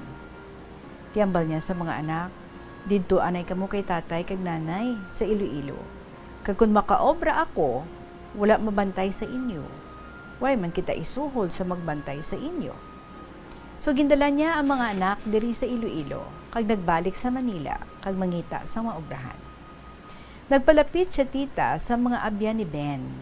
Nagapaasa man sila tita pero daw wala man asahan si Lid. Nagpalapit siya sa abya ni Ben nga kilalaman sa syudad. Maayo man tita, nabuligan siya sang mayor. Naluoy man tita ang mayor kati best friend ni Ben. So nakasulod si Lid sa eskwelahan bilang administrative aide. Dako man ang pasalamat ni Lid kay may obra na siya. Ginapadalaan lang niya ang mga anak niya diri sa Iloilo. Kag naging sakristan pa ang duha niya kabata diri sa amon simbahan. Isa lang siya didto sa ilabalay sa ibabaw, kag yadi pa para ipanggastos. Ginpaargilahan niya ang isa ka kwarto sang ilabalay, sige ang iya obra sa eskwelahan. Sang 2016, na-stroke si Lid. Maayo gani kay naulian siya kag nakalakat ulit. Ginapa-therapy man siya sang iya mga anak. Maayo gani kay nakuha lang niya ang mga anak sa Iloilo. Sang pag-ayo na niya tita, gusto pa gani nga mag-obra niya pero hindi na gusto sa mga anak niya kay may obra naman ang iya mga anak. Ang babae may bana na kag may isa ka bata. Ang isa ka bata naga-security guard man, kay duha ka bata ang isa ka lalaki nagaobra naman sa hospital. Ang isa ka bata nga bata sang una niya nga bana nga sinik, 3rd year college na. Pero sang ma-stroke si Lid, wala na siya nag-eskwela. Kag siya na lang ang nagbulos sa iya mama bilang security aide sa eskwelahan or bilang security guard sa eskwelahan kundiin didto sa ginaobrahan ni Lid. Wala na siya obra, sa balay na lang, kag sa gamay niya nga pension. Sa ma-stroke si Lid, tita, gusto tani namon na magbakasyon siya diri sa Iloilo. Pero hambal sa iya mga kabataan, didto na lang daw ang mama nila. Ti wala na kami tita na milit. Nagligad ang siguro mga 4 ka tuig, kay maayo kay sa balay lang siya, nag-ayo ang lawas niya. Kay titungod kaon tulog na lang siya sa ilabalay, wala na nakapoy. Kung mag-birthday gani siya, nagagwa sila kag dito magkaon.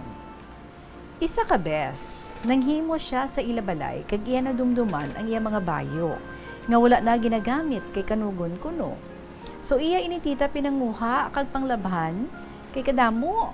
Iya kuno ini ipanghatag kung sino ang may gusto. Labhan anay kuno niya kay nahuya man siya nga ipanghatag nga dugay na sa aparador. Wala na ginagamit.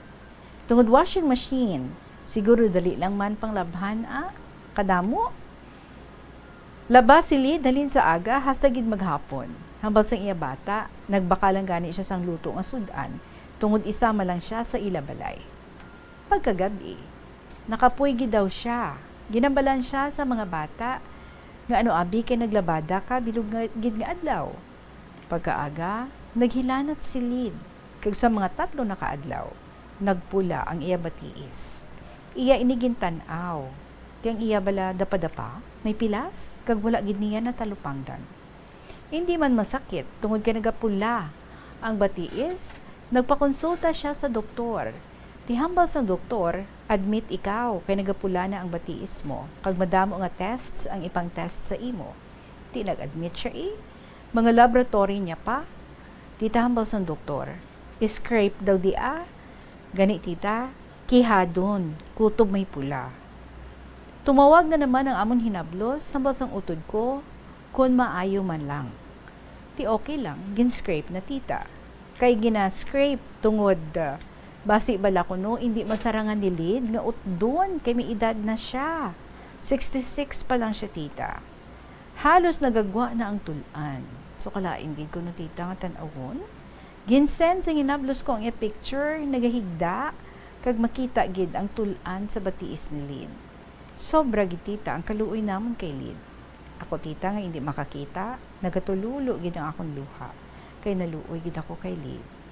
Tita tungod do hindi pagid maayo, nagasaka panaog ang BP, ang sugar niya, nagulat pagid sa pila ka adlaw, medyo nag-okay na, kung normal na ang tanan nga laboratory niya, pero ang iya batiis ang gin-scrape nila, medyo down na galala. Hambal sa doktor, basi bala nga magsaka ang infection, so kinahanglan utdon na lang ang batiis o sa tuhod niya. Ang iya isa ka bata, hindi man magpasugot, ang iban mapasugot na utdon na lang. Tawag na naman ang amon mga hinablos diri. Tiyambal ko, bisan hindi na ako makakita, hambal ko insa nga utdon lang man sang doktor, tani ginutod na diretsyo. Ano kasakit ang batyagon ni Lid? Kung ang himata sang doktor amuhon sadto, maayo man bala sa ila? Doble gid nga kasakit ang batyagon ni Lid kung amo sina. Bautita, daw halos buyayawon ko ang doktor kung kapalapit ng ako. Tita, ako gid ang ginasakitan sa natabo kay Lid. Maayo bala tita, ginhimo sang doktor nga amo sadto. Pero tita, ginutod gid ang iya nga tuhod. So umpisa sadto tita, nagluya na ang utod ko. Sige-sige man ang tawag sang hinabdos namon. Kung ano ang nagakatabo dito sa ila, kay tabo man sadto tita, hindi pagid tanto maayo ang COVID. Hasta tita nga maluya na gid. Ang mga anak lang dito nagabantay sa iya. Bulos-bulos na daw sila, kag wala sa mga tigulang ato dito. Ganang iya na lang mga anak. Hasta tita nga hindi na siya makahambal, kag hindi na makabati. Naluoy gid kami kay Lid. Ginpapinitensya gid siya, kag ginpasakitan. Tita Regine, daw halos gabi-gabi, nagahibi ako sa pagpanumdum kay Lid. Nagligad ang pila ka adlaw, napatay si Lid. Na-hospital siya November, napatay siya December 16, 2022. Hikay ti mo tita, baw nagahinibi lang kami na wala man mahimo. Da gusto namon malupad pa Manila, wala man kami pakpak, wala pa kwarta. So ginhaya man siya tita sang 7 days sa chapel bago i-cremate. Utang balutan ang isa ko kautod, di kay kumutigulang na kami, hindi kami makakadto. Ang utod na lang namon nga lalaki, ang amo niya ginpalakat. So pangutang naman ang mga utod ko diri, hasta lang nga makalakat siya. Tita Regine, diri ko na lang tapuson ang kasaysayan ni Lid. Ginsulat ko ini tita, tungod gusto ko nga handurawon ng utod ko, kag ang gusto niya tita sa adto, nga medyo maayo pa siya sa hospital, nga makahambal pa. Kung mapatay daw siya sa iya sakit, gusto niya nga diri siya ilubong sa Iloilo, kag upod ni tatay, kag nanay sa pansyon. Wala kami makahibalo kung saan sa mga anak dalon diri sa Iloilo ang iya abo. Siguro nagapamayad pa sang kautangan kung saan dalon ang mga anak lang ang nakahibalo. Kay kami mahulat man diri. Bautita siguro mga 3 ka adlaw bago siya namatay. Ginramigan. Ramig nga wala ko gid na agyan. Hindi pa ako sad makakita. Ginpasuksukan ako sang utod ko sang sweater kay kalamig gid. Matapos pasuksok niya sa akon, hambal ko, iduhol ang bulong ko kay mainom ako. So gintuhol niya ang palanggana nga ginabutangan ko sang bulong. Kay ti palanggana ang ginasudlan ko sang bulong tita para bala hindi magrinapta. Baw, komo naramigan ako. Ginkaptan ko ang palanggana sa sobrang karamig. Tinagatinumbo-tumbo ang sulod sa labador, tita Gali tita, dali na lang mapatay sa silid. Siguro nagalagaw na ang iya kaluluwa.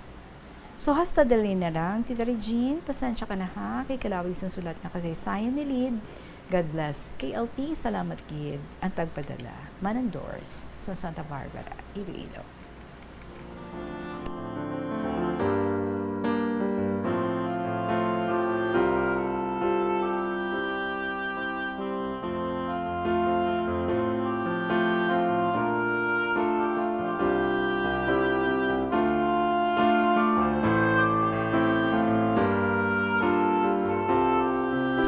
Well, siguro, no, wala siya gin-amputate readily, kay basi siguro nagahuna-huna man ang mga doktor or ang doktor, na basi madala pa man lang kung scrape atong nagapula-pula sa iyang basi taas siya sugar. Pero, of course, no, bangod nga natin, napilasa na, may tendency nga ma-infection, kay ti kung taas yung mga sugar, hindi na siya madali-dali na mag-ayo ang imong nga pilas. And so that's why, siguro nag-question ka mo kung utdon malang wala lang ginuto diretso, nga scrape pa lang anay. So that's it, no? In as much as possible, gusto siguro sa mga doktor nga i-save ang iya nga paa. Pero sang balaan nila nga daw, nagasaka man ng infection, mas nagalala, they thought it better. Nga ti utdon na lang after nga scrape. Sad but I guess, no? All we need is to pray. Kabay nga i-bless ang mga kabataan nga they will be provided with the money nga ilang kinahanglanon para nga madala diri. You said, no, ang abos ang inyo nga utod nga nag-request nga sa wala pa siya napatay, gusto niya diri siya ilubong kaupod sa inyo nga nanay kag tatay. So we'll pray for that. Let's hope nga matigayon nga matuman ang ina nga ginapangayo niya gid nga matabo para sa iya. Maraming salamat sa imo, Manang Doors. So, nag-end na kita sa Sorry ni Lid. Part 1, Part 2, and Part 3. So, we're done with it. Thank you, Gid, sa pag-share diri sa ining istorya sang imo nga utod. Halin sa paghabok sa iya nga tiyan, nga they thought nga nagabusong siya, pero wala magali, no? Daw, ginpaserhuano pa ato. And then, nag-asawahay sila ni Nick, hasta napatay si Nick, and then ang Western Dinik, amo naman ang iya nga ng second husband. Hasta nga, napatay man na to, kag ang mga kabataan na lang kay siya nabilin, until nga siya napatay man. Again, salamat gid sa imo, Manang Doors, ng Santa Barbara. Oras nato, alas 2:30 or alas 2:30 sa hapon. Magabalik kita with the story naman of Neni Isang Uton. Sa pagpanabalik sa KLP, kaupo ninyo si Tita Regine. Magtipid sa paggamit sang kuryente, pinaagi sa mga masunod. Maggamit sa mga energy-efficient nga bumbilya, kaangay sang compact fluorescent bulbs ukon LED lights, imbis nga incandescent bulbs. Patsyo ng mga suga nga wala ginagamit. Tingbon ang mga bayo sa pagpamlansya. Himuon ang pagpamlansya isa lamang kabes sa isa ka semana. Buksan ang inyo bintana, agud makasulod ang preska nga hangin kag silak sang adlaw sa sulod sang balay, agud malimitahan ang paggamit sang electric fan kag suga. Ang pinakadumaan na nga international business organization sa Pilipinas, amo ang Iloilo International Chamber of Commerce nga gintukod sang Ilonggo nga si Don Esteban de la Rama sadtong 1924. Si De La Rama nagserbi nga general sang panahon sang Philippine Revolution kag nangin senador sang pungsod halin sang 1941 tubtob 1947. Sang 1923, gintukod ni De La Rama ang Panay Electric Company. Magluwas sa interes sa industriya sang kalamay kag kuryente, Gintukod man sang ila kompanya ang Delarama Steamship Company Incorporated sa Iloilo nga mo ang nagbiyahe sa Iloilo kag Negros. Ang duwa sini ka barko nga Don Esteban kag Don Isidro ang ginpasad pa sang Frederick Krupp Germania Shipyard sa Kiel sa 1939 kag gingamit bilang troop transport para sa US Armed Forces sa Pacific Theater sang World War II. Masami bala nga nagabiring ang imutiil? Suno kay Dr. John Hubert Pua, isa ka orthopedic surgeon, masami nga mabatyagan ang cramps sa idalom nga parte sang lawas. Apang mas delikado kung masami mo ini mabatyagan sa ibabaw nga parte sang imulawas, kaangay sang kamot, bangod posible ini nga palatandaan sang mas malala nga balatian, kaangay sang sakit sa tagipusoon, diabetes, kag hypothyroidism. Nagpanugyan ang doktor nga ang pinaka-epektibo nga solusyon sa cramps amo ang stretching exercise tubtub madula ang pagbiring. Nagasala ka bala sa imo nga tulunan kag daw hindi ka makahibalo kung ano ang imo nga unahon? Kung magtuon ikaw, siguraduhang anay nga nakakaon ikaw sang maayo, agud nga maka-function ang imo nga utok. Kung gusto mo ang snacks, siguraduhan man nga napreparar na ini antes pa man ang imo study time. Bangod basi, mawili ikaw sa pagkuti sang imo nga pagkaon kag ma-distract ikaw sa imo nga tulunan. Siguraduhan man nga tapos na ang imo nga olobrahon sa sulod sang balay para nga makalikaw sa interruption kag para sigurado naman nga maka-relax ikaw kung matapos mo na ang pag-review. Ini nga pahanumdom ang ginadulong sa imo sang the #1 and most trusted radio network in the country, Bombo Radio Philippines. Basta Radio Bombo! Gabulig sa paglikaw sa nanuhay tuay nga balatian ang simple nga pagkaon sang citrus fruits kaangay sang pomelo nga puno sang powerful immune boosting antioxidant. Ang pomelo ang puno man sang lycopene, isa ka anti-inflammatory, anti-aging antioxidant nga nagapanami isang supat. Ang duga naman sang panit kag dahon sang pomelo ang natukiban nga makapatay sang cancer cells kag nagapalikaw sa paglapta sini sandig sa test tube studies. Kaunta sang La Paz Batchoy. Ang Iloilo ang kilala bilang home of La Paz Batchoy. Mahimo kagid nga maglibot sa Iloilo, mag-food trip, kag ikaw mismo ang maghusgar kung ano ka namit ang La Paz Batchoy. Pwede mo gid ma-enjoy ang La Paz Batchoy nga may pandesal kag puto. Butangi man sang gamay nga paminta kag patis ang sabaw. I-mix sang maayo. Kag enjoy.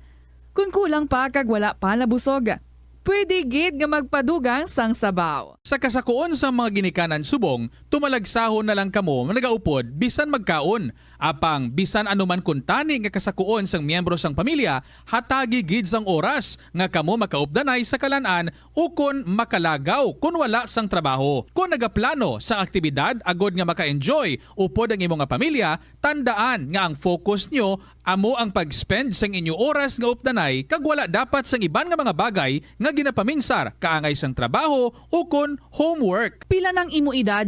May savings ka na bala? Ang iban sa ato nagakabudlayan magkinot o kung mag-save sang kwarta. Apang paano bala iniumpisahan? I-separate ang wants kag needs. Pamangkuton ang kaugalingon kung bala kinahanglanon gid ang imo nga baklon.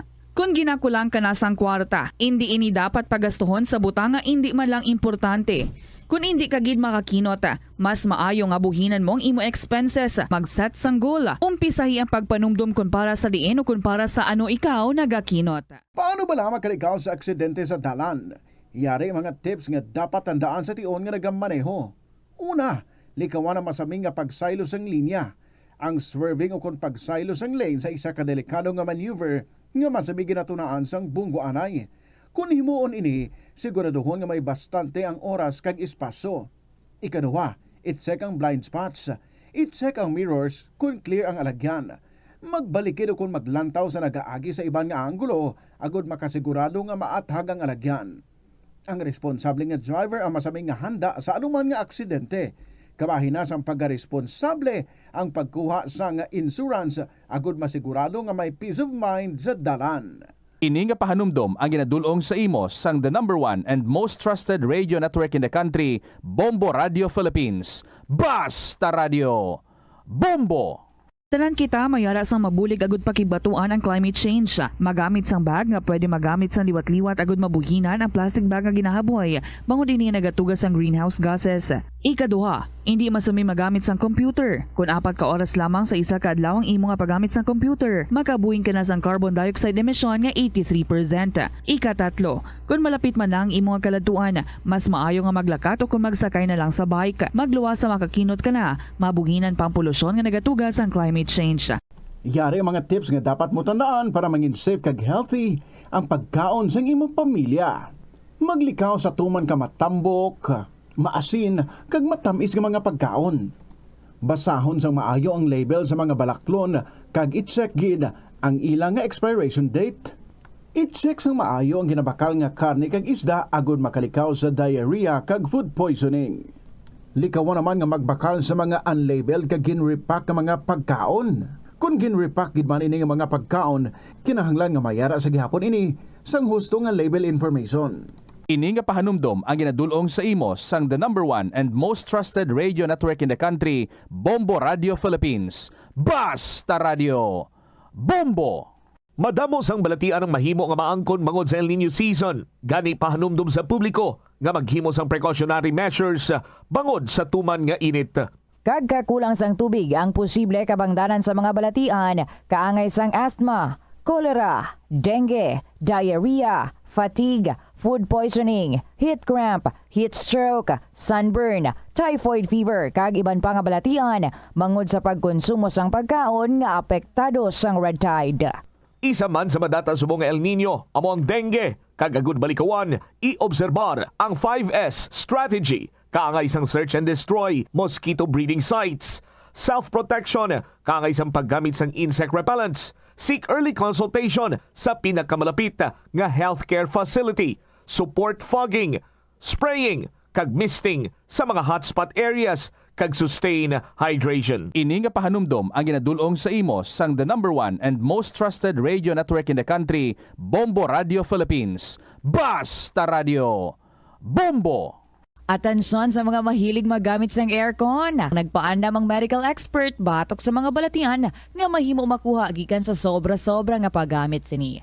Sino ka Dr. Maria Encarnita Limpin, isa ka experienced healthcare specialist, mas maayo nga tsakyaron nga malimpyo ang hangin nga nagikan sa aircon bangod kun mahigko, mahimo ini nga magtugas sang impeksyon kag mga balatian kaangay sang pulmonya. Gani hagan-hagan na lang ina bangod bisan makabulig ini sa imo sa magginot nga tiyempo, may risgo man ini sa imo nga ikaayong lawas. Nga ginadubilian ang illegal nga droga. Makamamatay. Ang nagagamit sang shabu posible mapatay tungod sa cardiac arrest o kung hindi gani tungod sa drug overdose. Makaguba sang lawas. Makadulot ini sang pagkaguba sang kidney o kung pag-angkon sang hepatitis, posible man nga malatnan sang acquired immune deficiency syndrome o kung AIDS. Maglikaw sa illegal nga droga para sa matawhay kag malinong nga komunidad kag pamilya.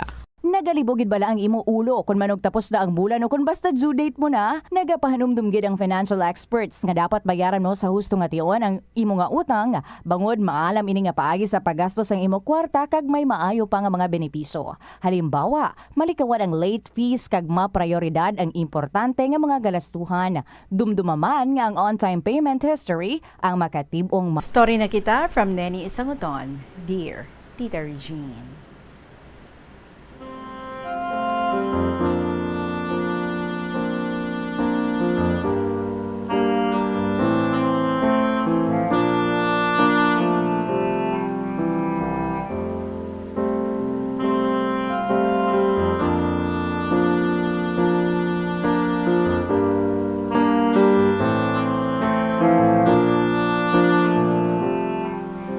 Maayong hapon sa imo ko sa tanan dira sa Bombo.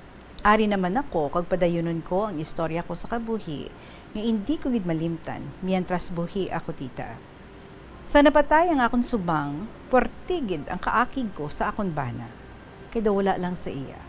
Pero ako, adlaw-adlaw gahibi. Kay daw hindi ko gid mabaton nga wala na ang akong nga subang. Gani, ginalunod ko sa obra ang akong lawas. Kung kaisa, 9:00 na sa gabi, ara pa ako sa obrahan. Sige lang, pangita kwarta. Gani ang akong mga bata, nagakatulog na kung mag-abot ako. Ginapukaw ko lang sila para manyapon. Isa sa kaadlaw, nakapauli ako nga temprano pa. Naabdan ko ang bata ko nga ikatatlo nga gahibi. Titagin pamangkot ko kung nga ang gahibi siya. Ay gali mo tita. Kay ang humay nga inugpagaling namon, ginbaligya sang iya amay.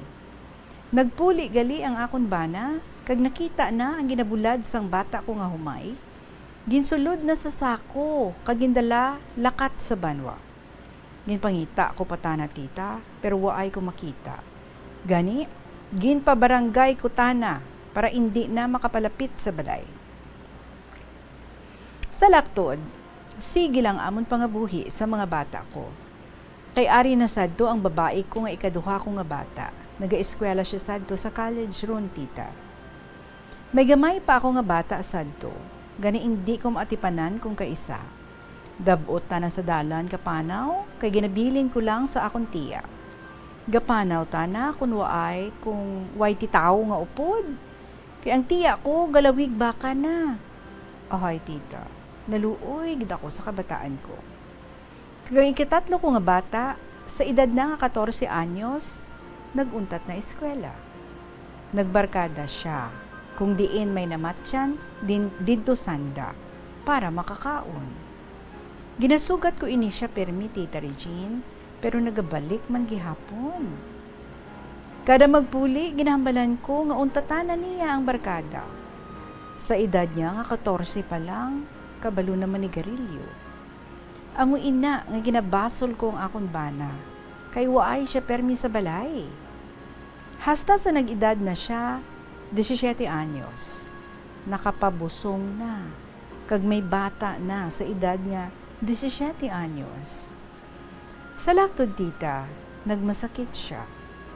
September 2019, naglakat siya sa Manila kay nag-obra dito, pero nagmasakit siya dito. Nagpauli siya tita November 2019, puwerte siya kaniwang. Kagaubo. Gani gindala ko sa doktor, balik-balik naman kami sa doktor, November hasta December, diri lang sa Amon Health Center. Hasta January of 2020, wala gid nag-ayo. Gani, gindala ko sa Western, kag gin-admit kami tita. 3 gid kasimana, kag napatay man, January 27. Napatay akong bata, birthday na, January 31. Nahaya, tana tita. Kung kaisa ginapamangkot ko ang akon kaugalingon, kung nga amuni ang gatabo sa akon mga bata. Basi ako man ang may sala, kay puro lang ako obra, kag wala ako sila maatipanan, kung may sakit sila. Kung hindi man ako mag-obra, mapatay man kami sa gutom. Tita Regine, kung akon madumduman ang akon nagliligad, daw hindi ko gid malipatan hasta sano. Salamat gid sa imo tita, sa imo mga advices, daw gahagan-hagan man ang pinot sa akong dughan. So hasta na lang diri ang malawig ko gid kag katama nga kasaysayan. Salamat gid nga madamo ang ima solid fan si Neni Isanguton. And PS, Tita Regine, sa bulig sa imo programa kag imo mga advices, subong amat-amat na nga nagabag-o akon bana. Waay na siya gainom alak. So salamat kid tita. God bless you. Neni Sanguton.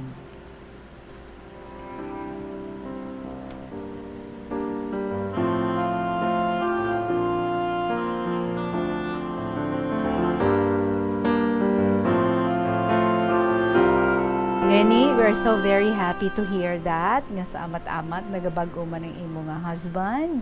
And bisan pa paano, no? We are happy nga naka-improve sang inyong nga relationship. Siguro nakapamati man siya, no? And so that's why, basi kung natandog man siya. But of course, ang pagkaayo sang inyong nga relasyon is really between the two of you.